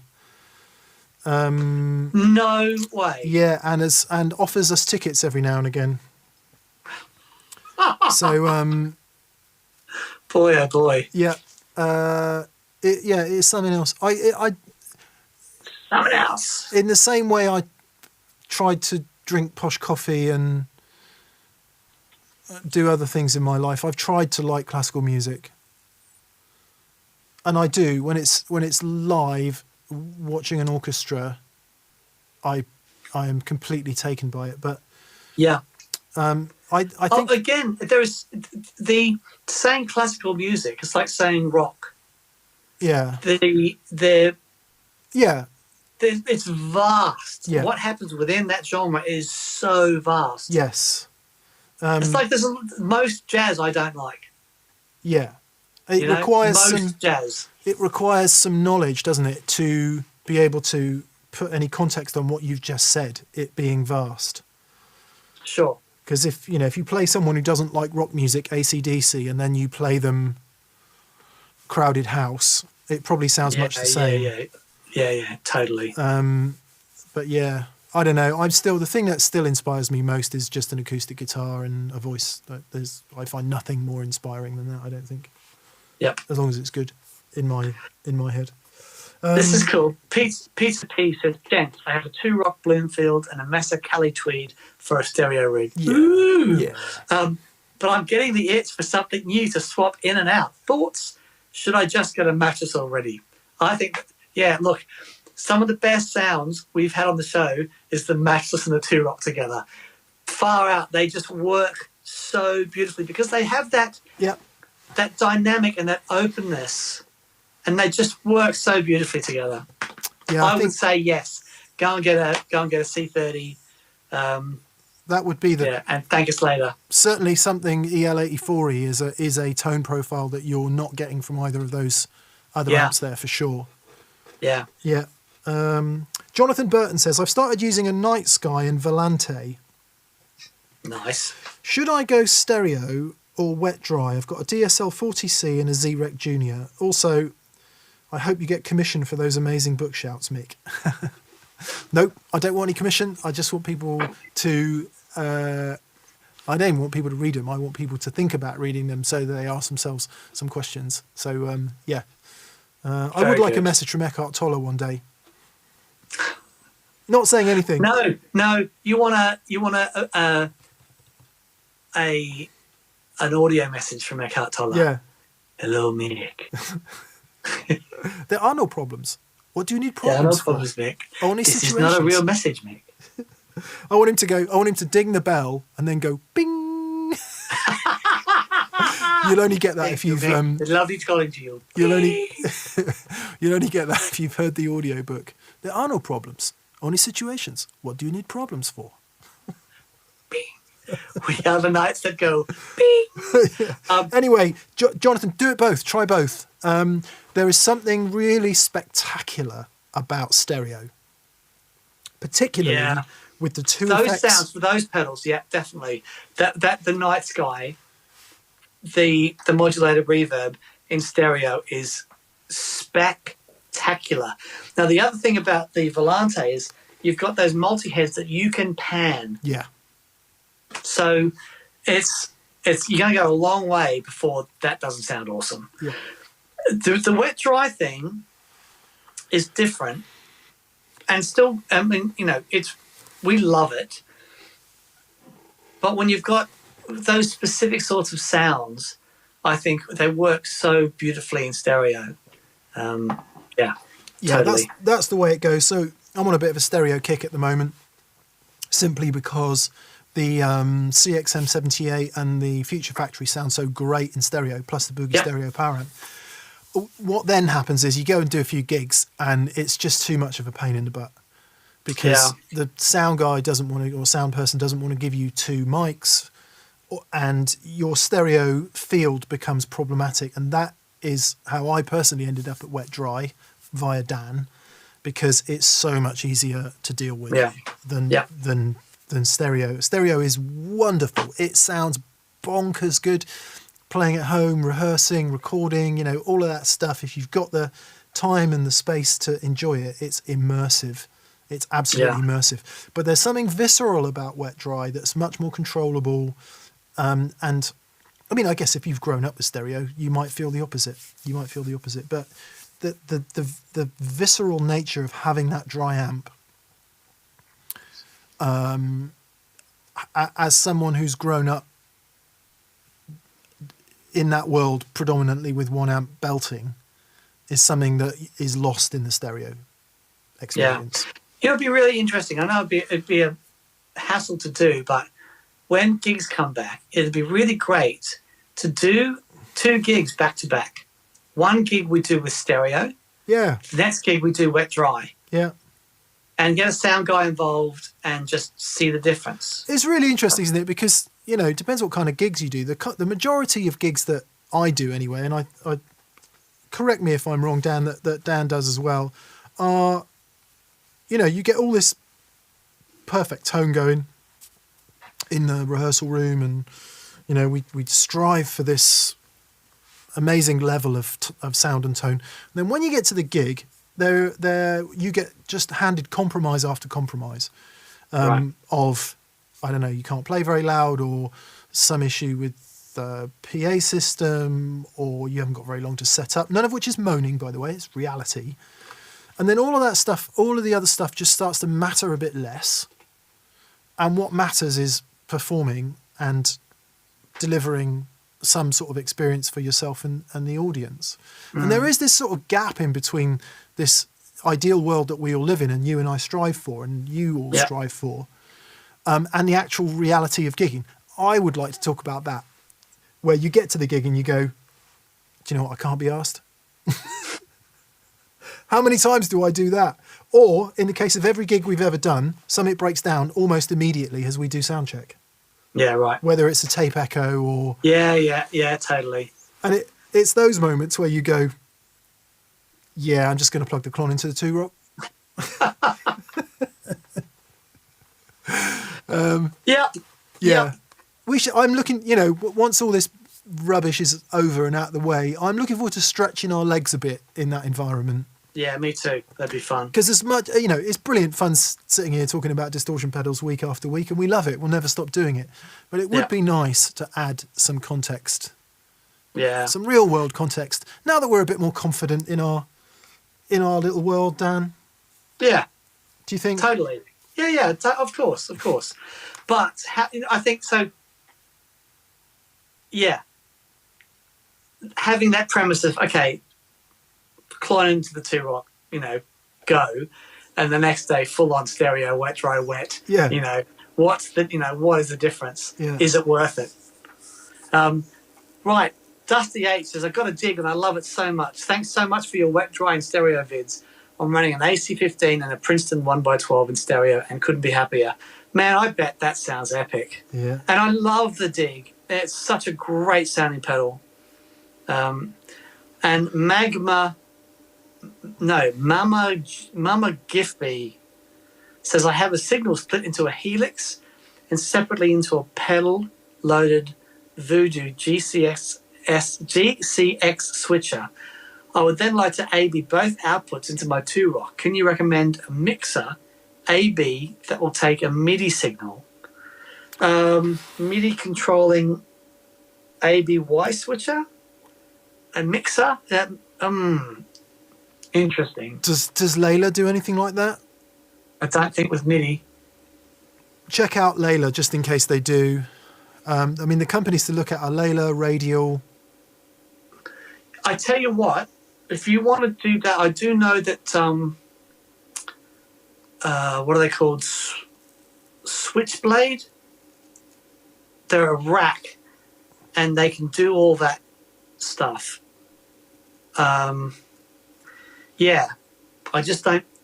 I don't know about the MIDI versions, but I do know that the Switchblade can do at least some of that, and they are MIDI. Can G3 do it? So that'd be worth a look. Can G3 do it? G3 can do it, but it can't. You can't. You can do parallel, but you can't mix the parallel. Right. You can change the phase and everything, but you can't mix it like a Wetterbox can. Right. Yeah. Ian McKee says, one as a half, 1 to 2 years after self-taught, finally took up lessons last lockdown. What an investment. Now I have set target to play very small gigs when I can. That's awesome, Ian. My brother, it's so cool, you know. I love my brother. He's amazing. Growing up, we were and remain very different people. And when we were growing up, my brother lived with my dad, I lived with my mum. We didn't, you know, I loved him. He was great, but we didn't grow up like normal siblings would, you know. But Darren's taken up guitar, and he always played guitar. Actually, he got me started, and then I got really involved with it. And then Darren stopped playing, and a few years ago, he got back into playing guitar, and we've really bonded over it. It's been wonderful, and now he's doing gigs with his band in. They're on the Sunshine Coast. They're called Flying Pigs, and he sent me a clip of him doing a gig at New Year's Eve in Australia, and he did it in his house, right? And it's got this beautiful house that overlooks the river and stuff, and you know what? I was just so proud, and he sounded fantastic because, of course, I did him a pedal board. He sounds awesome, but if you set yourself a target to get out there and gig, man, it's wonderful. Yeah, it really is a life-changing thing. There's nothing so I'm like really it, happy to hear that, Ian. It's brilliant. I think with normal practice, you can put it off. You can't put the gig off. No, exactly. It's coming up. Yeah, and the amount of, even if you don't play like to 100% of the stuff you've practiced or learned, the additional learning you get from having to do the gig is worth more than all of that. Yeah. And it's where you really make a difference, isn't it? Yeah, absolutely. It's so great. Hopefully everyone will make efforts to play out in some shape or form, whatever it is, if it's just like a family gathering or, you know, you don't have to be on stage, and because some people just aren't up for that or willing or whatever, you know, so some people it strikes the fear into them. But just however, on whatever level, playing with humans for humans is a whole different experience. Totally. Once you start doing it, you'll never want to stop. When we were rehearsing for the Joey gigs, and we all put so much work into it because, you know, it's Joey. And I remember, you know, after the gig, it was just the one gig, wasn't it? Yeah. That we did with Joey. And it was so epic. And you think of, you know, all that work and hours, and you coming down here to rehearse and doing separate harmony rehearsals and stuff. The harmony rehearsals were bonkers. So you imagine so first of all, you're in a room with Joey Landris with a guitar around your neck. Okay. And then you start singing, and we've got some 4-part harmony going on, me, Dan, Doug and Joey. And Joey's going, right, okay, here we go, then just sing that line, off we go. And then he'd go, hold it, i.e. hold the note, and he'd be like, Mick, wrong note, Dan, wrong note. And we'd be like locked in this 4-part harmony singing with Joey going, no, down, up, semitone, whatever. No, Mick, you're the 5th, not the 3rd. And he could just hear all that stuff. Yeah. You know, I don't know about you guys, but singing harmony in most bands I've ever been in was like, near enough is near enough. We get it right at rehearsal. We just hope it goes right at the gig. Joey's like, nah. This is, we're going to get this right. Those experiences end up, you know, obviously the gig was awesome, but it ends up not being about the gig. No. You know, it's, really wonderful. So, yes, we encourage you, Ian, we encourage you wholeheartedly, mate. Go for it. Okay, we've got Nevio. Oh, yeah, we should stop the super chat. Oh, yeah, good shout. Yeah, please, no more super chats. Thanks to BV, as always, for moderating. Thank you, BV. Thank you so much. You absolute legend. For being in there and do that. Dan and I have enough trouble keeping up with everything, so we don't get to see everything. Apologies, there's hundreds and hundreds of things coming in. So yeah, please no more super chat, and we'll get through the ones that we have remaining. Nevio Heimberg's on from Switzerland, and he says, "Evening, gents. Huge thanks for your wisdom of constant reflection in guitar sound and life philosophy. Stay safe and lots of love from Switzerland." Thank you, Nevio. So welcome, buddy. Thank you. Lots of love to Switzerland. Mitch Lacey says, "Hey boys, could you touch on your approach to playing in headphones? I love my tube amps, but they're too loud for the wife and newborn." God bless from Mitch. Well, congratulations on the newborn, first of all. Indeed. Good luck with that. Personally, discovery that I made way too late in life is that open back headphones, I tend to enjoy them more than closed headphones. Yep. The only headphones that I've ever, I agree with Mick, the open back things are great. I was using open back with a new neighbour Iconoclast recently, doing some G3 testing, and they were great. But these, the Boss Wazacraft headphone things, I've turned off the turn your head and things move. Yeah. Don't like that. But this is the best headphone practice experience I've had. Yeah. With these, they sound really fantastic. Check out the Boss Wazacraft headphones. They've got guitar sounds, effects, amp sims, everything built in, and it's wireless from your guitar, so you've got no cable to worry about. They really are good fun. Yeah. Really great fun. Show the people, Dan. Show the people. I'll put you full screen. There you go. There we go. So we've got, they're your headphones, and you've got your presets and things at the back, and your volume, and so actually your presets in the headphone, and they're wireless. So you plug that into your guitar, and then you can Bluetooth. You connect it to an app, so you can get your backing tracks and everything through your phone. Play that, and then you can mix between your backing track and your guitar. It's really great. I've plugged this into my pedal board, and just sit there. Brilliant. So you go into your pedal board, plug the transmitter out the end of your pedal board. This is at the end of the pedal board, and it's straight to the headphones. Oh, really cool. Yeah. So if I'm working on sounds and stuff, and it's late at night, and I can literally make no volume, these have been fantastic. Nice. There's really clever stuff they do, like with room sounds, where they put the sound of the amp behind you or in front of you, and then you can actually move your head around and feel where the amp is. It's really clever, but I actually turned it off, and have the amp sort of set in the behind me. But yeah, the app's really clever. So quiet. If I get up early, 6 o'clock, quiet practice. Yeah. What I've found is really important for my practicing at the moment is practicing plugged in. Right. And because the experience is so different. What's coming out electronically can often be very different than what's coming out acoustically. Yeah. So, these are great for that. Yeah. They also, I think one of the great things is if you're playing in headphones, naturally you have to be plugged into something usually. So that might be a piece of technology or an amplifier or something else that requires a bit of setup time. What I love about those, the Boss Waza Air headphones, is you just plug in, apps on your phone, it works. Yeah.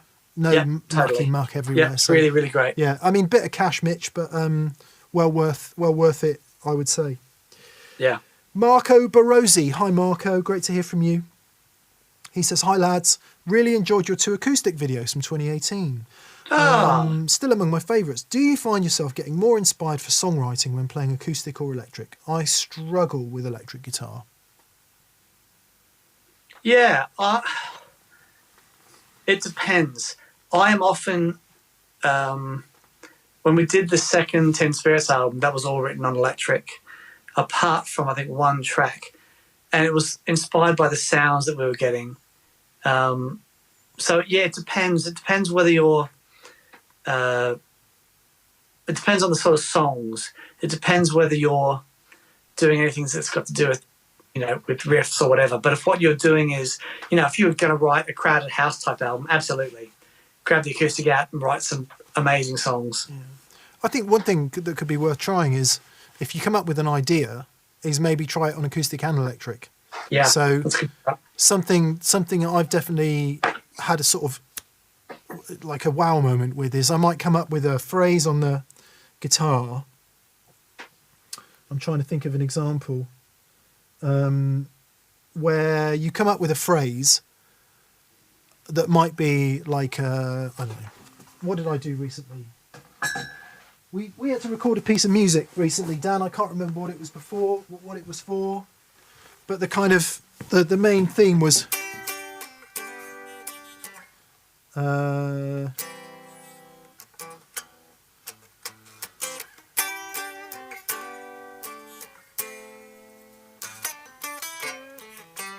What was that for?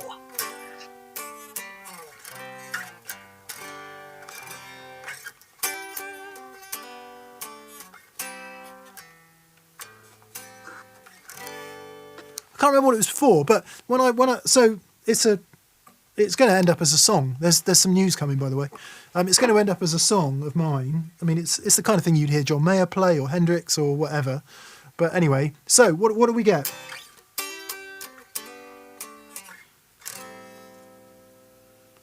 So as far as I'm concerned, it's just a riff. But then when I transpose it into the chords, it's C, C, G, and A minor. Yeah, yeah.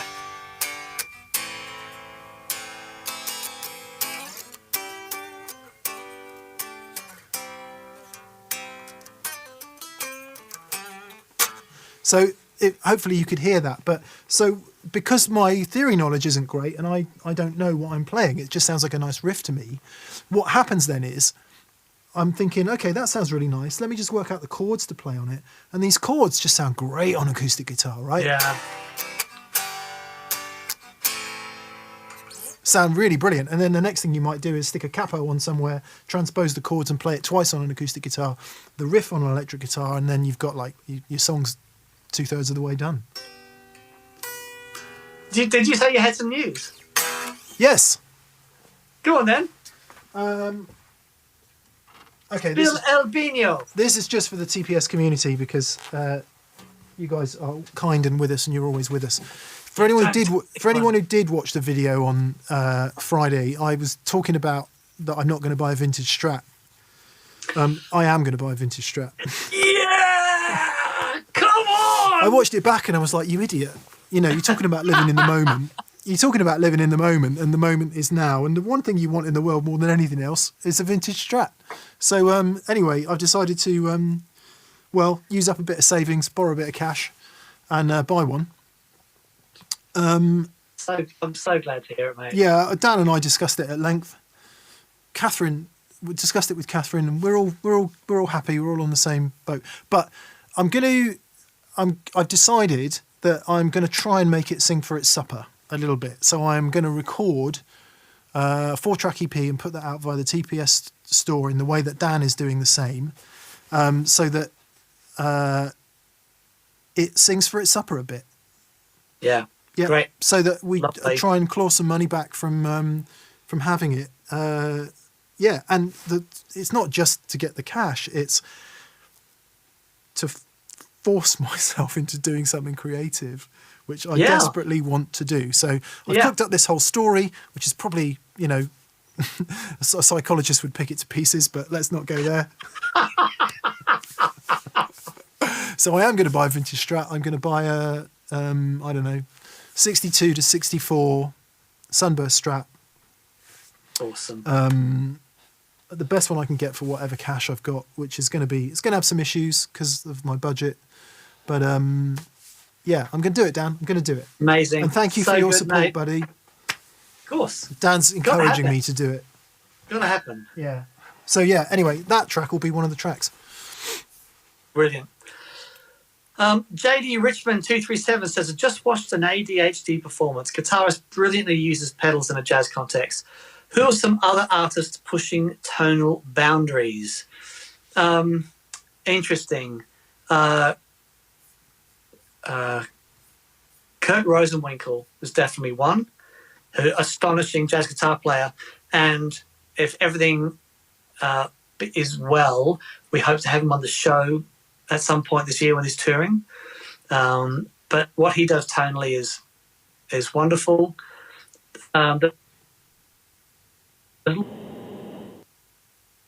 What do you call them? Sort of not necessarily shoegaze, but they're sort of ambient artists who are doing just wonderfully creative things. Yeah. It's so funny though, because I think the temptation is to look right now and go, "Oh, who's doing all this crazy stuff?" There's plenty of stuff from 20 years ago that is like way out there. Oh yeah, man, totally. So I hadn't listened to much Scott Henderson before. Yeah, right. I put one as I was packing the Harmonious Monks this morning. I put on a Scott Henderson record. It was blooming great. Not that new, I think. Maybe, certainly not very new. Just amazing sounds on there, like really out there sounds of all kinds of stuff. Reminded me very much. One of my favourite guitar players is Michael Landau. Descended in one particular part of his playing, descended directly from Jeff Beck, I would say. And Scott Henderson just fits right in there with the way he uses the wang bar and everything. And just, yeah. So I'm going to say Scott Henderson. Who else do we like? There's, it depends what genre you're in as well. Yeah. John Schofield's always been pushing those boundaries. Yeah.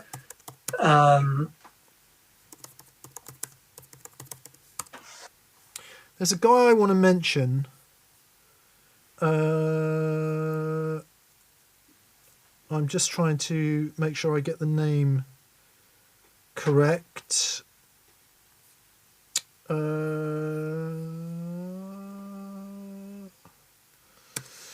Sorry, Dan, keep going. Okay.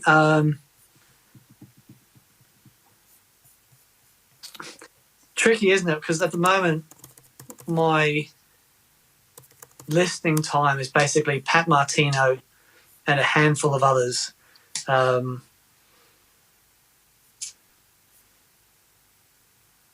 That's such a great question. I think whenever I talk to the guys that I work with at Gig Rig, and they're always hyper aware of the young artists coming out doing really amazing things.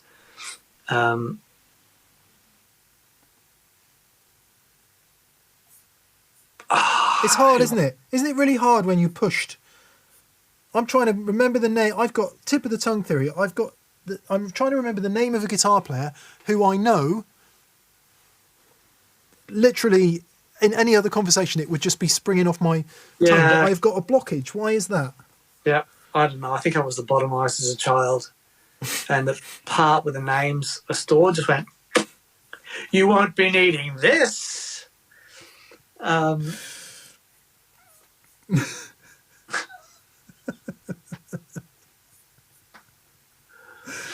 Oh, come on, somebody help me. At least we're not wasting any time anyway. No.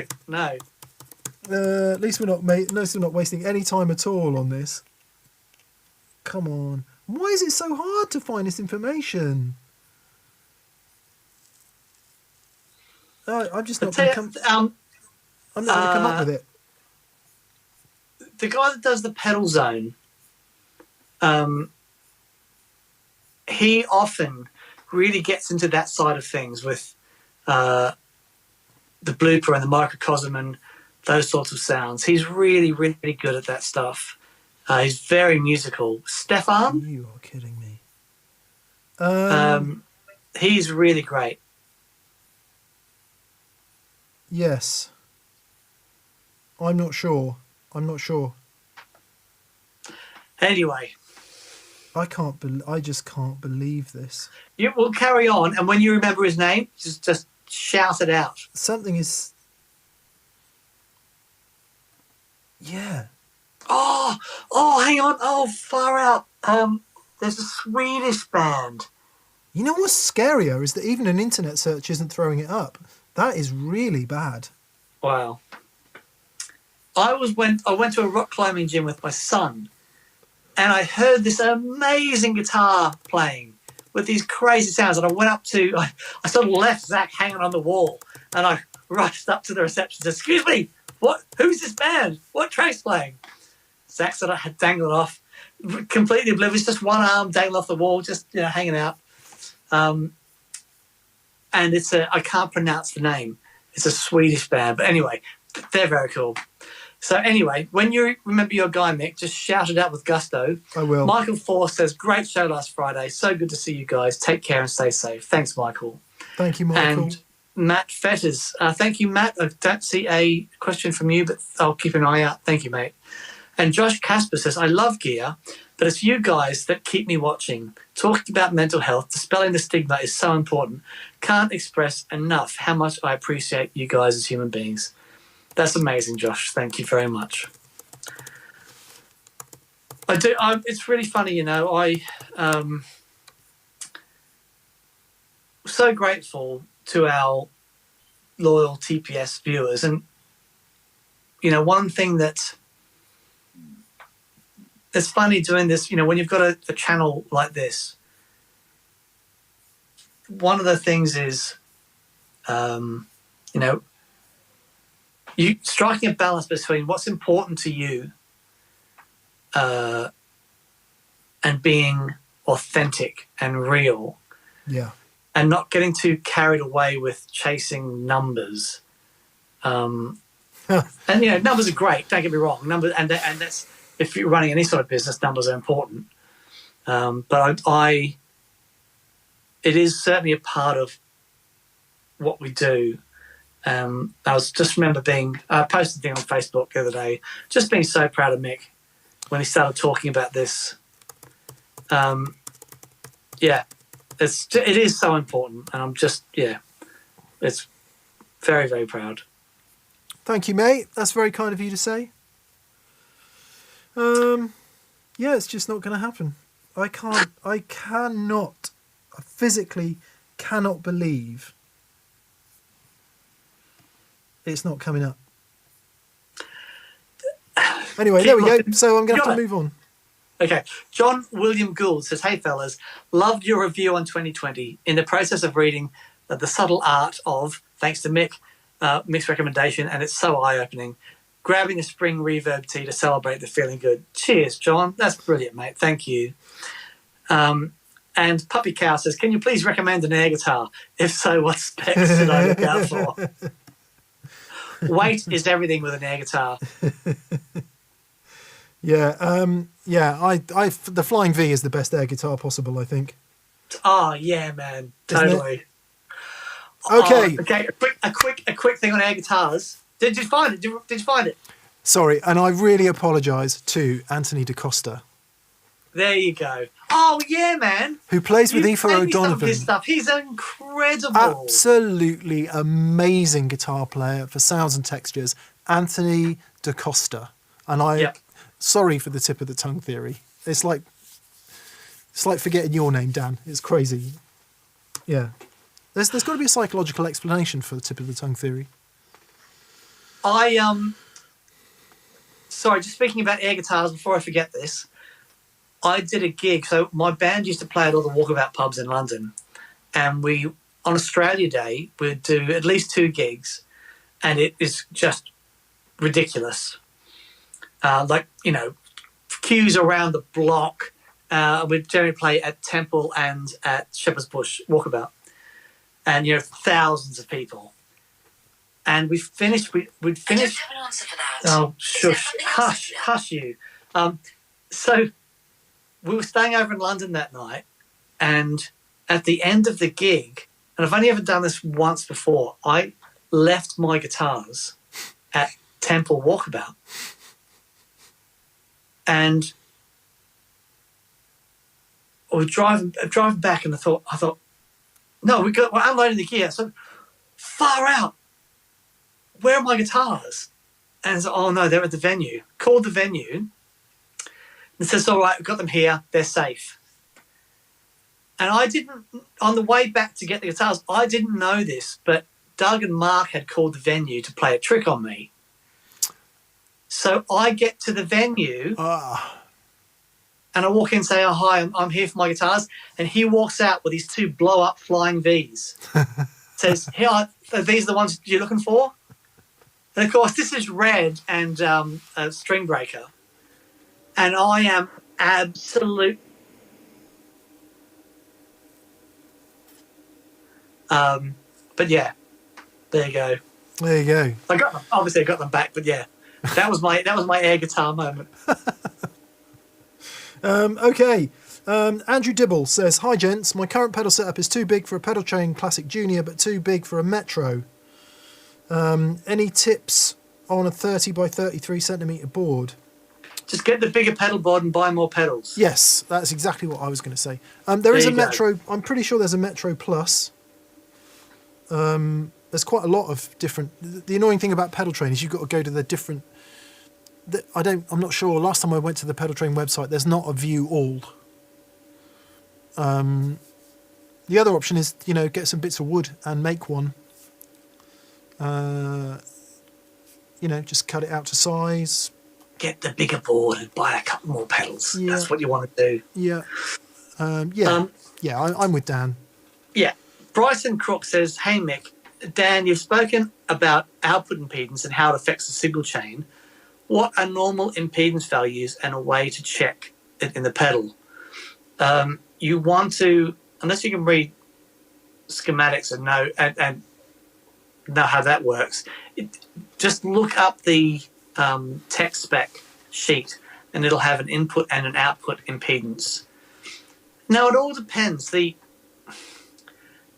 Output impedance is a really interesting conversation. There are people that swear that a buffer should be like 200 ohms and no higher output, and that's fine. I understand that.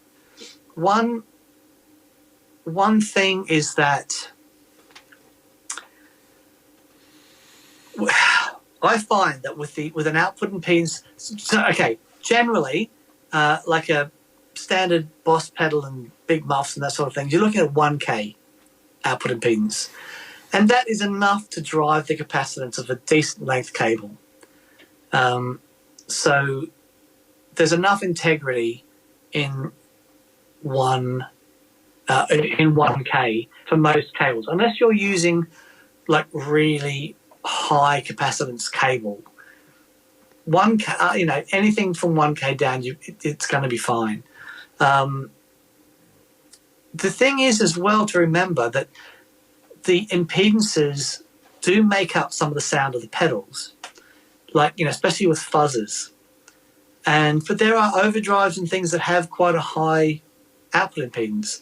It's part of the design.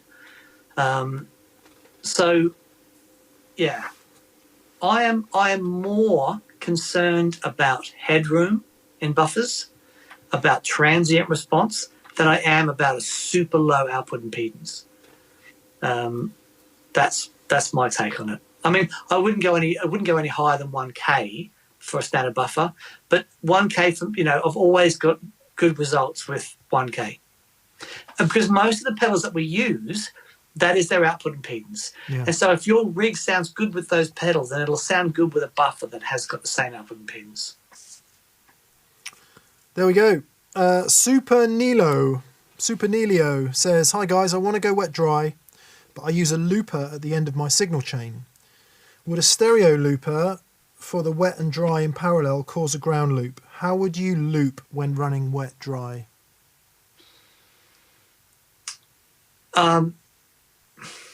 That's a really interesting question. I know that the RC Ditto. Yeah. So any simple mono looper, if you want to have it going to both amplifiers, put it before the split. If you want to go to the wet amplifier, put it after the split on the wet side. You can get stereo loopers. I think the Pigtronics is a stereo looper, and that's really good. What you need to be careful of is that you're summing the earths again. So, yeah, you just need to be aware that it might not cause issues, but it might do. So you might need to isolate one of the sides again. Yes. Yeah. If that's not entirely clear,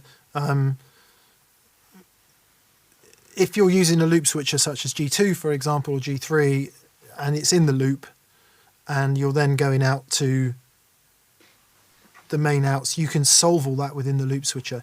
If you've got a regular pedal board and you don't use a loop switcher and it's just another pedal that you add on the end, your two outputs that come out of the stereo looper, one of those needs to go through another device that you can lift the ground on or isolate the ground, which would be something like a Gig Rig Humdinger. There are other products that do it. So radial ABY switch. There's loads of them that'll do it. The other thing that's worth trying is just try the looper into one of the amps. So whether it's just the wet amp or just the dry amp. And that can work really well. Yeah, it depends what you're using your looper for. If you need both the sounds, and that's what it is. But if it's sort of accompaniment to what you're doing over the top, there might actually be a benefit in only running it to one amp. Give it a go. Yeah. Give it a go. Yeah.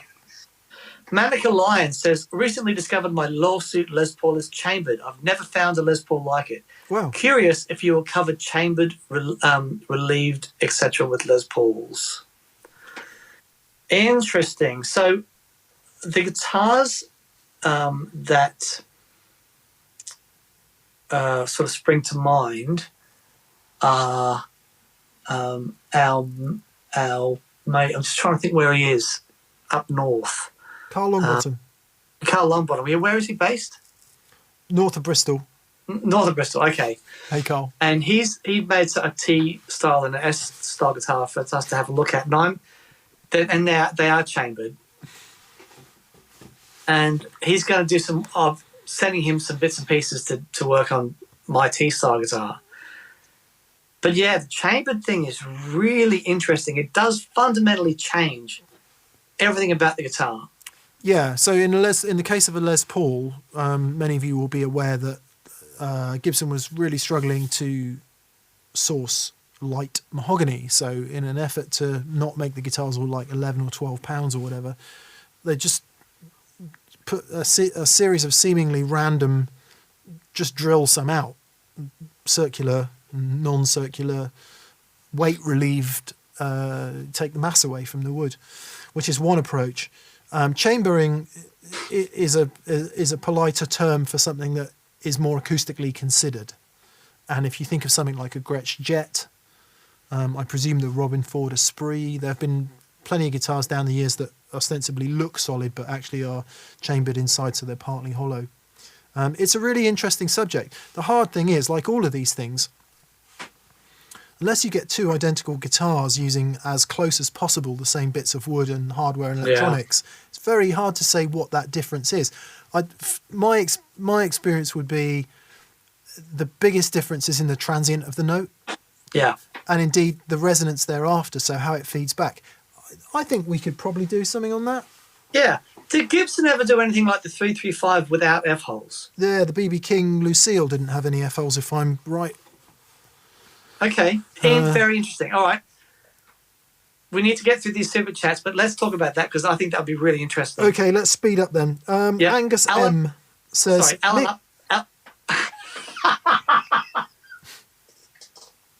Alan Upstone says, I build websites and thinking of one for mental wellness, anxiety management, specifically for guitarists. Maybe on the Tale of Two Pedals page I'm doing for the Tube Screamer and Blues Driver. That's great, Alan. That'd be appreciated by all. Angus M says, Mick and Dan, thank you for persisting to get us through this time despite your own struggles. Your courage and dedication to your own and TPS community's mental health is inspiring. Well, thanks, Angus. Yeah. Indeed. We, in our more enlightened moments, we do have a duty of care to each other, don't we? Hopefully, as human beings. Indeed. Patinator37 says, could you compare for me the sound of a JTM 45, an 87X, and an SLP 59? One, in general. Two, regarding the AC/DC tone. And three, regarding the fatal potential of each's loudness. I think my SG smirking at Mick longs for a Marshall. JTM 45 is classic plexi,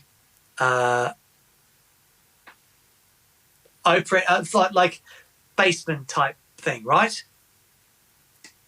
Yeah. Yeah. Whereas the 87X, is that what we've got? Yeah. Yeah. Which is much more strident. Yeah, way more gain. Yeah. Earlier on, less bass response, or at least different kind of bass response Yes. to JTM 45. Yeah. Was the question which one should he get? No, he's saying what's the difference in general, and which one gets closer to the AC/DC tone, and which one is the loudest? Oh yeah, no, I would say the JTM 45 bizarrely is closer to the AC/DC tone, because the 87X is just too gainy. Yeah, right. If you turn it up at lower volume, it's lovely and clean. So it depends how loud you run it. I, hand on heart, prefer the JTM 45. It's an amp that's much more in my wheelhouse. Sure. And the SLP 59? That's a 100-watt plexi. Right. That's the amp that Jimmy Page, Jimi Hendrix, and everyone else played. 100-watt plexi. That's going to be your AC/DC sound, but unless you live in a mansion or play really loud gigs, you'll never get it loud enough, right, to get that kind of headroom. It's just a magic sounding thing. If you can turn it up, it's a brutal sounding thing at lower volume. I'd go with the JTM 45, and a couple of choice pedals would be my personal choice. Yeah, I agree. Yeah, I agree. Yeah. Ethan Kaplan says, I'm looking to get an SG similar to George Harrison's, and was curious as to your thoughts on buying new versus vintage. Also, do you have any recommendations on new music you're listening to? Okay, George Harrison's was a 64, and Gibson Custom Shop does a 64 kind of Harrison spec one. They're about £5,000 new. Vintage one's going to cost you, I don't know, 12 to 15.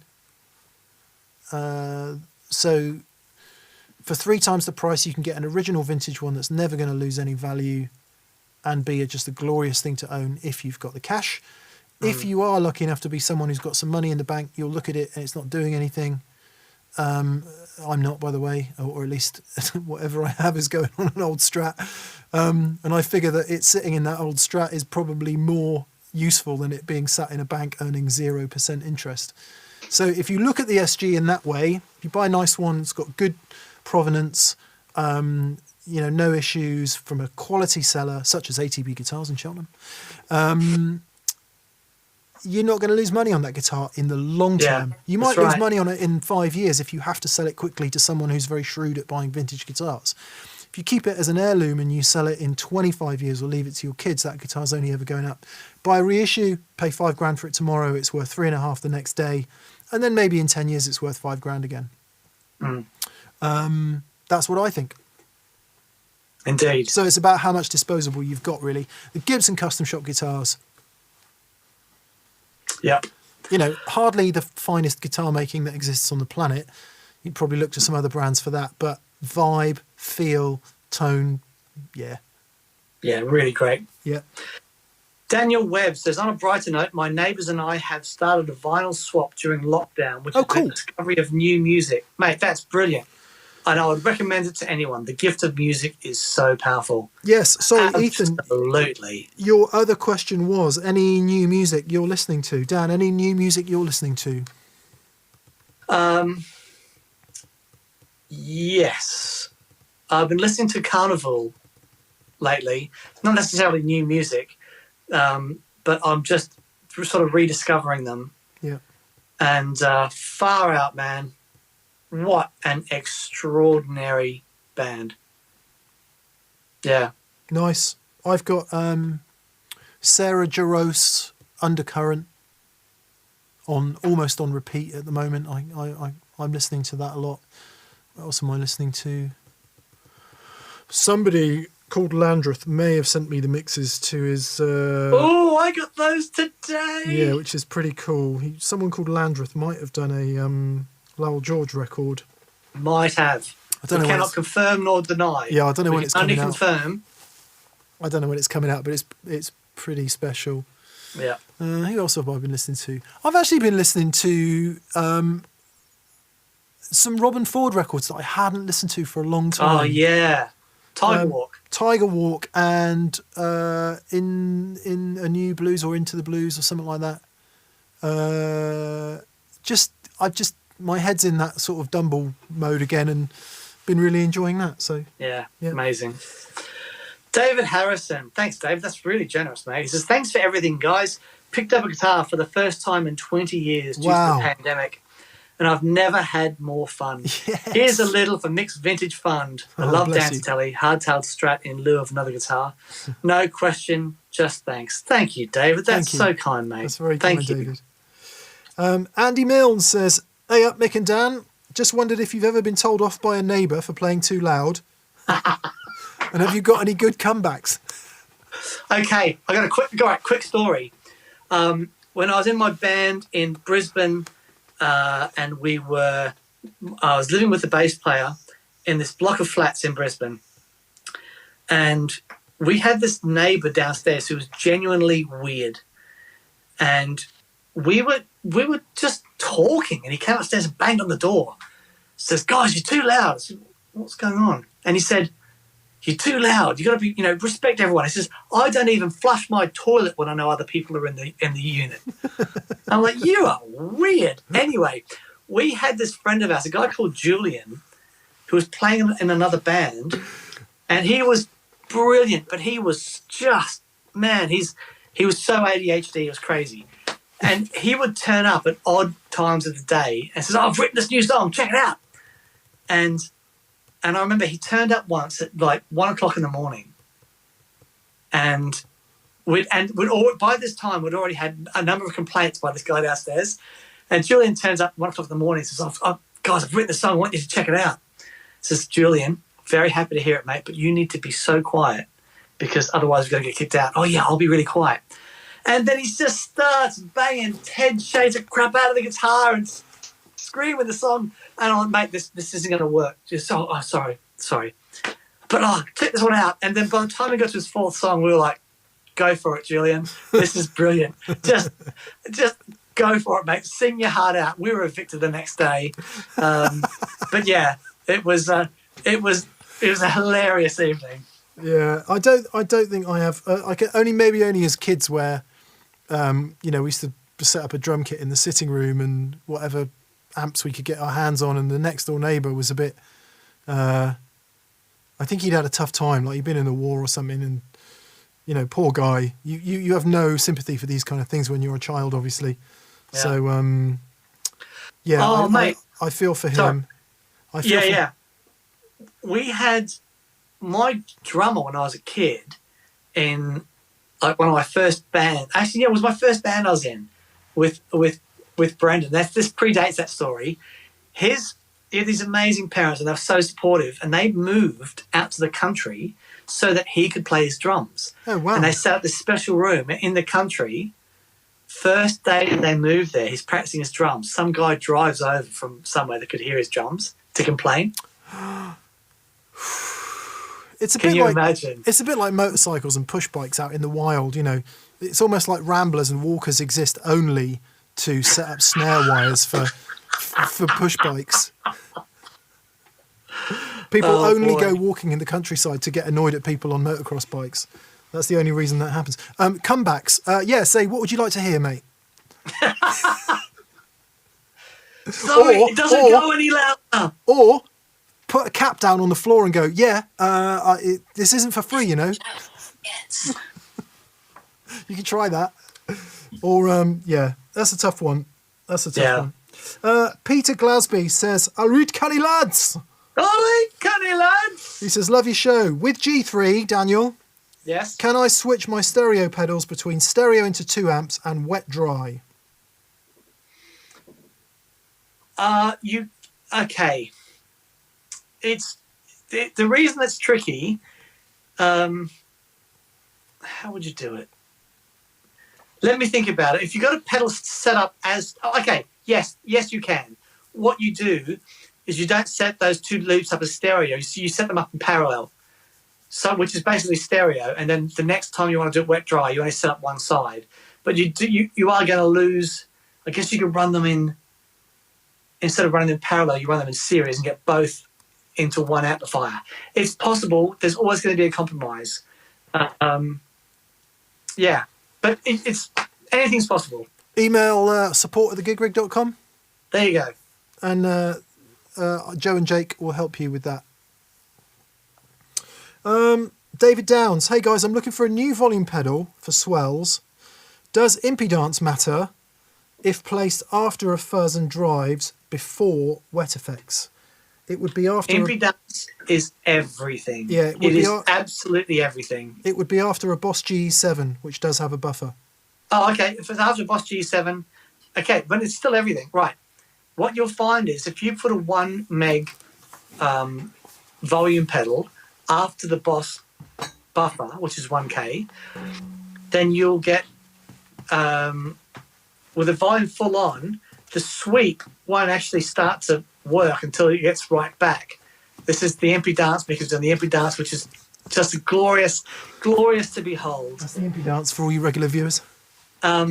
What might work better if it's going to be permanently placed after the G7 is a lower impedance pedal, like a 50K, 20K, and you'll find you get a better sweep on it. So yes, impedance or impedance is everything, always. So you're saying get a low impedance one.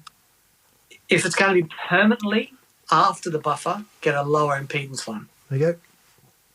Herschel T. Thank you, Herschel. No question. Thank you, Herschel. We don't think, but Razor El Ghazi says, what would you place? Oh no, we've done that one. Dan's a bit ahead of me in the links.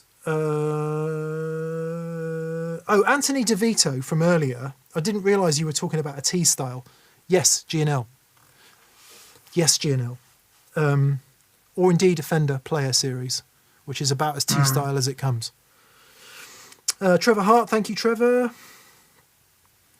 Matthew Reese, we mentioned you.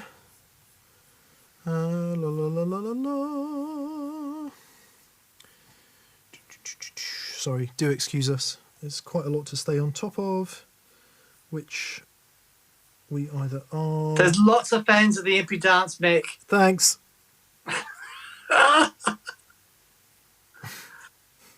Rune Warher says, Dan, was a Swedish band Dungeon or Bob Hund? ? No. Let me go into my Apple Music for a second, because I downloaded them and they were just fantastic. Let's see, I'll have a quick... I think they started with K. Far out, I've got so much music in here. Let's see. No, it didn't start with K. In the meantime, Non-Aligned Videos says, after 30 years of playing in bands, I've trouble enjoying playing guitar by myself. COVID hasn't been very good for that. How do you maintain your interest in putting your hands on your instrument while in isolation? Well, I'll tell you what I'm doing is I'm learning something that I've wanted to learn for a long time. COVID is really tricky. I've mentioned this in the video that went out on Friday, that those moments of inspiration that give you energy and focus have been few and far between. And so what I'm trying to do is just do a little bit each day. Just, and whether I'm thinking, oh man, I really want to grab my guitar today and play or not, I'll grab it. And I just do a little bit each day at the very least. I find that experimenting with sounds has been really helpful, and finding sounds that inspire me to play. And then all of a sudden an hour's gone by and have been creative. Yeah. That's what I was going to say. Just do something that you wouldn't normally do. Experiment with sound.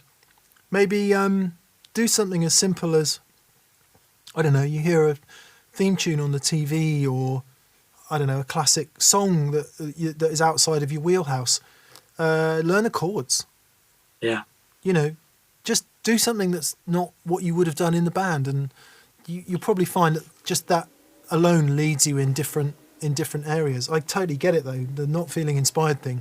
You are definitely not alone in that. But Yeah. you know, what do they say? First step is the hardest. Just pick it up, strum a few chords. Yeah. Yeah, don't turn it into a big deal. Yeah. Just grab it, have a play. Yeah. G Barge, hey G, how are you? He says, concerning the heritage headstocks, might the shape and position of the tuning posts be a remedy to the troublesome Gibson layout? I do love my 335 like with Lola P90s and custom LP like spec with throwback KZ115s. Love you too. We love you too, G.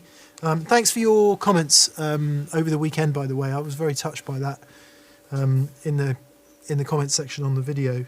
Yeah, so what G's referring to there is Paul Smith always used to go on about this a lot. So on a Gibson headstock, you've got this thing where they come over the nut and they splay out, right? So what that does is it creates extra tension over the nut because you get the strings splay out like that. Paul Smith always used to bang on about on his headstock, and indeed on a Fender headstock, what you get is near straight string pull across the nut. So you get less friction, and I'm assuming that the heritage is in that respect. So yeah, I think all of these things are possible to tech out. You know, plenty of people play Gibsons perfectly in tune. You know, think about Bonamassa bending the heck out of it and giving it some of that all night.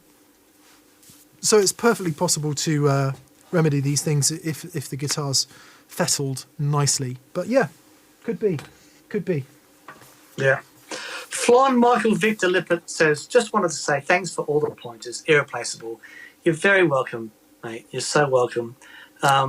Right, then that's it, I believe, Nick. Are we to the end? Yeah, I'm just going to check. I don't know if we mentioned John Gregory earlier, who said thanks, guys, and Happy New Year, and to you, John. Oh, thanks, John. Ian McKee says... yeah, okay, so Ian's saying... So, first of all, Ian had... You know, you said he had one stroke two. Yes. It was one of two things. Two of two things for me and McKee. I see. Sorry. Is when things finally open up, maybe July, he says, one of the great little local venues, I'm wanting to support them. I'm happy to do it for free, but is this undercutting other pro musicians? But the venues are on their knees because they can't afford to pay people.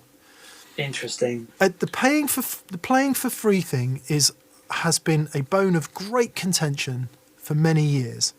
On the one hand, you've got, because I think one of the reasons it became a bone of great contention is because venues were using it as a sort of tool. So they'd say, hey, yeah, you can come and play here if you play here for free, because it'd be great for your exposure.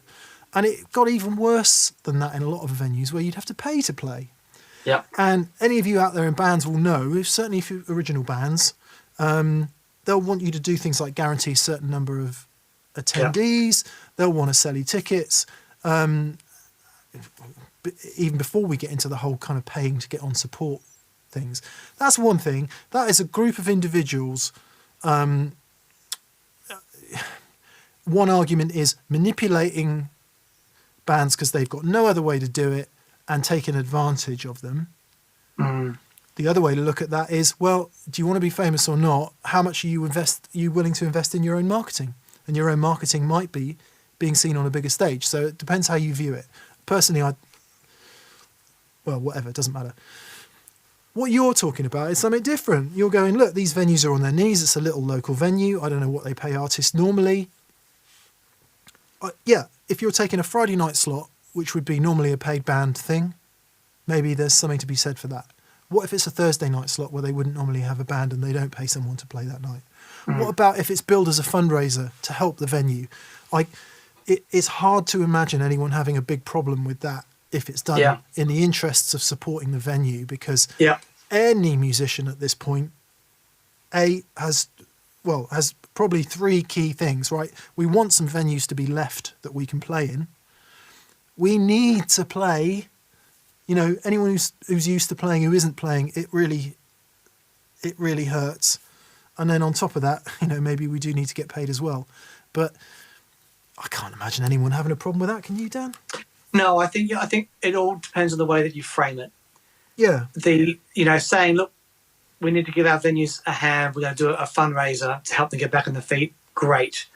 But going up to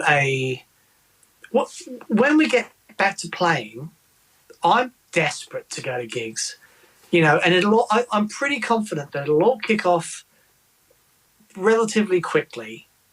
But there's a lot of slack there to be picked up. Now, if you wanted to go out, and exactly what Nick said, if it was a night that they didn't normally have live music and said, oh, look, we'll play a few songs, that's really lovely. As long as it's not taking away from bands that they would normally book and pay for. Because it's, you wouldn't get a cake maker going up saying, oh, I know you guys have been tough. Here's some cakes for your restaurant. You know what I mean? It's because we love doing it so much that, Yeah. The plumber probably isn't going to go and fix the plumbing in a restaurant just because they're not serving any meals for free. It's a professional service is what Dan's saying. Certainly not. Don't not to take away from the lovely gesture it is, and I think it's great. Framed in the right way. Framed in the right way. It says, look, we're going to do this. We're going to get some bums on seats for you. Get some, raise a bit of money. Yeah. And wonderful. What's the relationship of, are they charging on the door? How many people are in? You get 400 people in, all buying 10 pints each. Then maybe the venue ought to bung somebody some cash. Yeah. Lots of variables there. David Burke. Howdy. Thanks for your work and support as always. He says, the only parcels I've ever taken photos of have been from Monty's and your Harmonious Monk. The efforts are appreciated. It makes the purchase an event. Well, thank you. That's lovely, mate. Catherine will be very happy to hear that. So thanks, David. Jaden Wiggins, too tired to tune in today. We'll catch up later. It's 5 a.m. here in Tasmania. Cheers, lads, and take care. Enjoy your kip, Jaden. I was on the way to do a gig in Tasmania and got a call on the way to the airport that the gig had been canned. I'd never been to Tasmania. Oh, no way. Yeah, I'm so looking forward to going. I hope to get out there one day. Actually, if things have opened up by Christmas, we're talking about going out to Australia for Christmas this year. Oh, God, it's going to have to be before that. July, I'm hoping. Oh, yeah. Do you want to come? Australia? Yeah. Nah.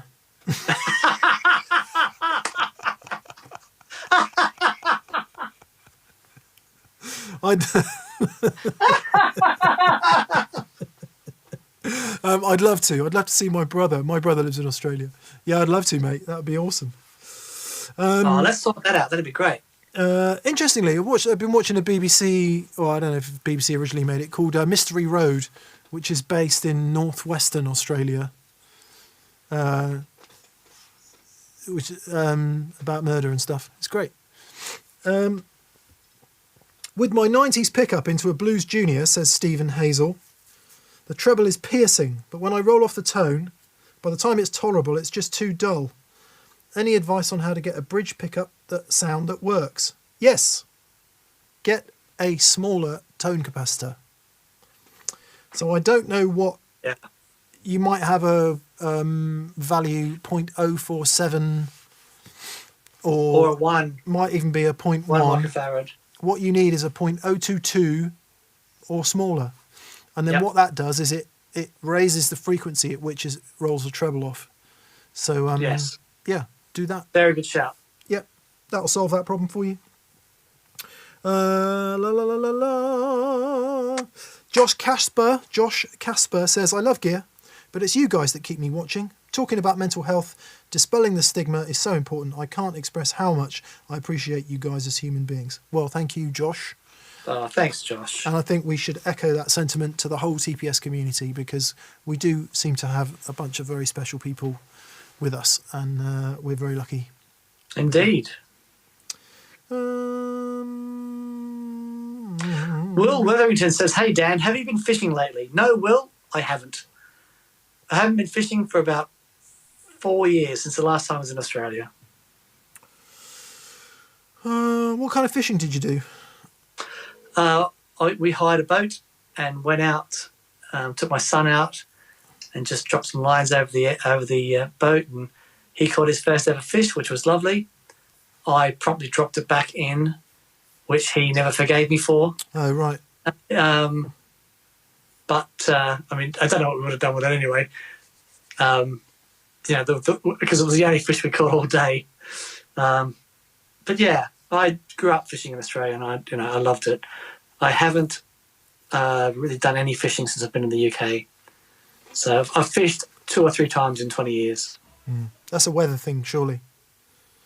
Yeah, but I was used to fishing at the coast, off the rocks, and very different conditions here for that. I used to do a lot of spear fishing as well as a kid. I had a terrifying experience with a shark, which I never went back to spear fishing again. But I also did a lot of reef fishing. Oh, wow. And again, that's, anyone that's done any of that, it's unreal. But yes, I haven't, since I've been here. I did some fly fishing in Ireland at a friend's engagement party, and which was just the best day. I'm hopeless at it. I had sheep butting into me. I had trout jumping all around. Didn't catch a thing all day. Best day ever. It was wonderful. I go to Sainsbury's and you can get these little fish in cans. It's brilliant. None of that. None of that required. You open it up and it's like, wow, there's the fish. Very good. Okay. Theon Michael Victor Lippiet says, just wanted to say thank you for all the pointers. Irreplaceable. Well, thank you, Theon Michael Victor. Very good. I believe that's us. Very good. Now, that was fun. The good and bad news is we're not entirely sure there's going to be a show this Friday. What Dan and I have discovered is the effort of getting a show out on a Friday when we can't be in the same room takes us 3 days to do a show, and it's, as much as we enjoy doing it, it is blimmin' hard work, and we're both struggling a bit. So we are talking about the possibility of, one thing we are going to carry on doing is definitely vlogs, because we can just get on and do those of our own accord, and that's much easier. And it might be that we do something live. We've got an idea for trying something live. But yeah, so we're just, we know how important the show is to everybody. It's important to us too. We are struggling.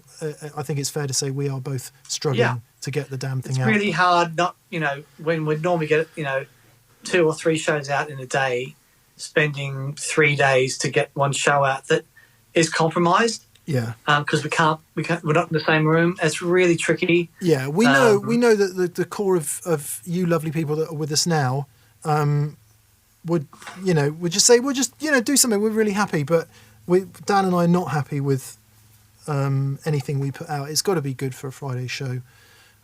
So we'll see. Sorry, that's a bit of a downer, but we're trying to be a little bit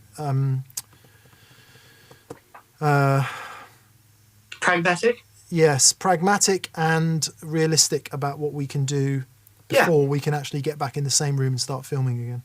There are a couple of vlogs that'll be out soon. I'm doing the Dan's Lost Masterclass, a filming session that I thought I had lost. I just recently rediscovered, which was this incredible masterclass with Simon Jarrett from Kingsley Pedals.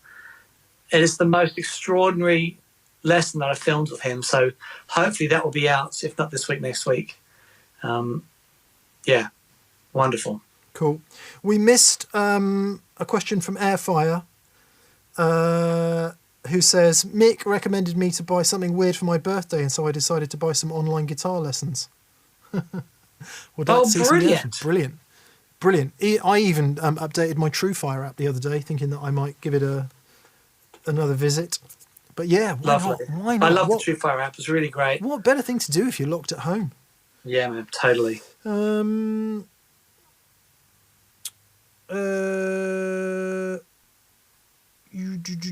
Someone said, why don't you both take the same pedal and do it in your own environment and see what you come up with? That's a pretty good idea, actually.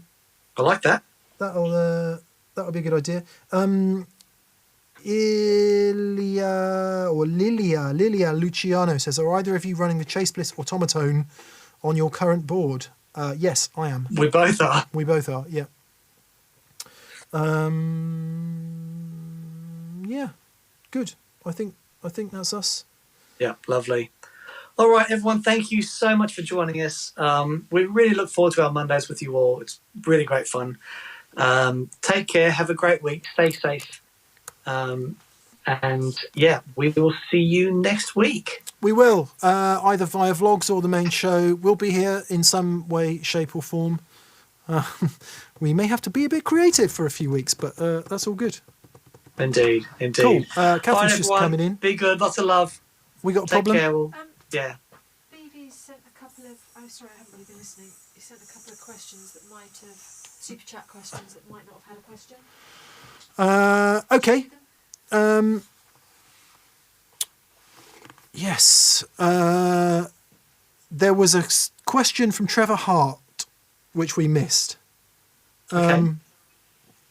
He's got a Blues Junior with various pedals in front of it. A loud hum kicks in and out randomly. Overdrive pedals make it worse, but they don't generate it. What's it likely to be? Dan and I, in unison, it's always a cable. Always a cable. It's always a cable. Yeah. No matter how much you think it's not a cable, it's always a cable. The only other thing I'd say is if you're, depending on where you are powering the amp, if you're in a room that has a dimmer switch or fluorescent lights or things like that, they can have a big impact on noise. So just be aware that the lighting and the way that dumps noise to ground can have an effect. Yeah, I mean, with your he's amp saying as it's well. in and out randomly. Yeah. Yeah, so it might be that the lights have been turned on and off, Oh, okay. So yeah. Yeah. And the final one from 67er Matza says, hello, my friends. I wonder if you could say a word on tellies with great humbuckers in the neck position. Thanks for being wonderful dudes that you are. He's thinking about a Seymour Duncan antiquity. I'm sure Dan will echo my thoughts on this. The problem with the humbucker in the neck pickup of a telly is it's such an amazing contrast from the bridge pickup. So you really do need something that's not heavy and thick sounding. Yeah. I mean, low output,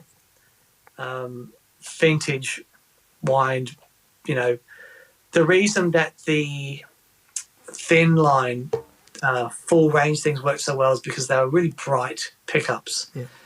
And they worked with the bridge. If you start going for a thicker humbucker tone, not that it doesn't work, but yeah, certainly it's tricky to marry those two together. Yes. So a really nice light sounding vintage PAF. You go for asymmetrical windings, not too much potting, really traditional spec PAF, or the wide range humbucker that Dan's talking about, the one that you would see in Tele Deluxes and thin lines. Yep. Yeah. Beautiful. Good. Thank you for being with us, folks. Yeah, thank you, everyone. And happy days. Yes, see you soon. Be All right, good. mate. Be excellent to each Oh other. yeah, I need to turn things off, don't I? Otherwise You do. It'll never end, Dan. Will this ever end? That's my question. Let's do like a fade to black. Whoa. Oh, here we go. Fade to black. There we go. And let's see if I can just turn the sing us a song, Dan. Let's do a song called "Which Button That Button." Which Not that button. That button. Which button? Mick, don't press that button. It'll be the end. There we go.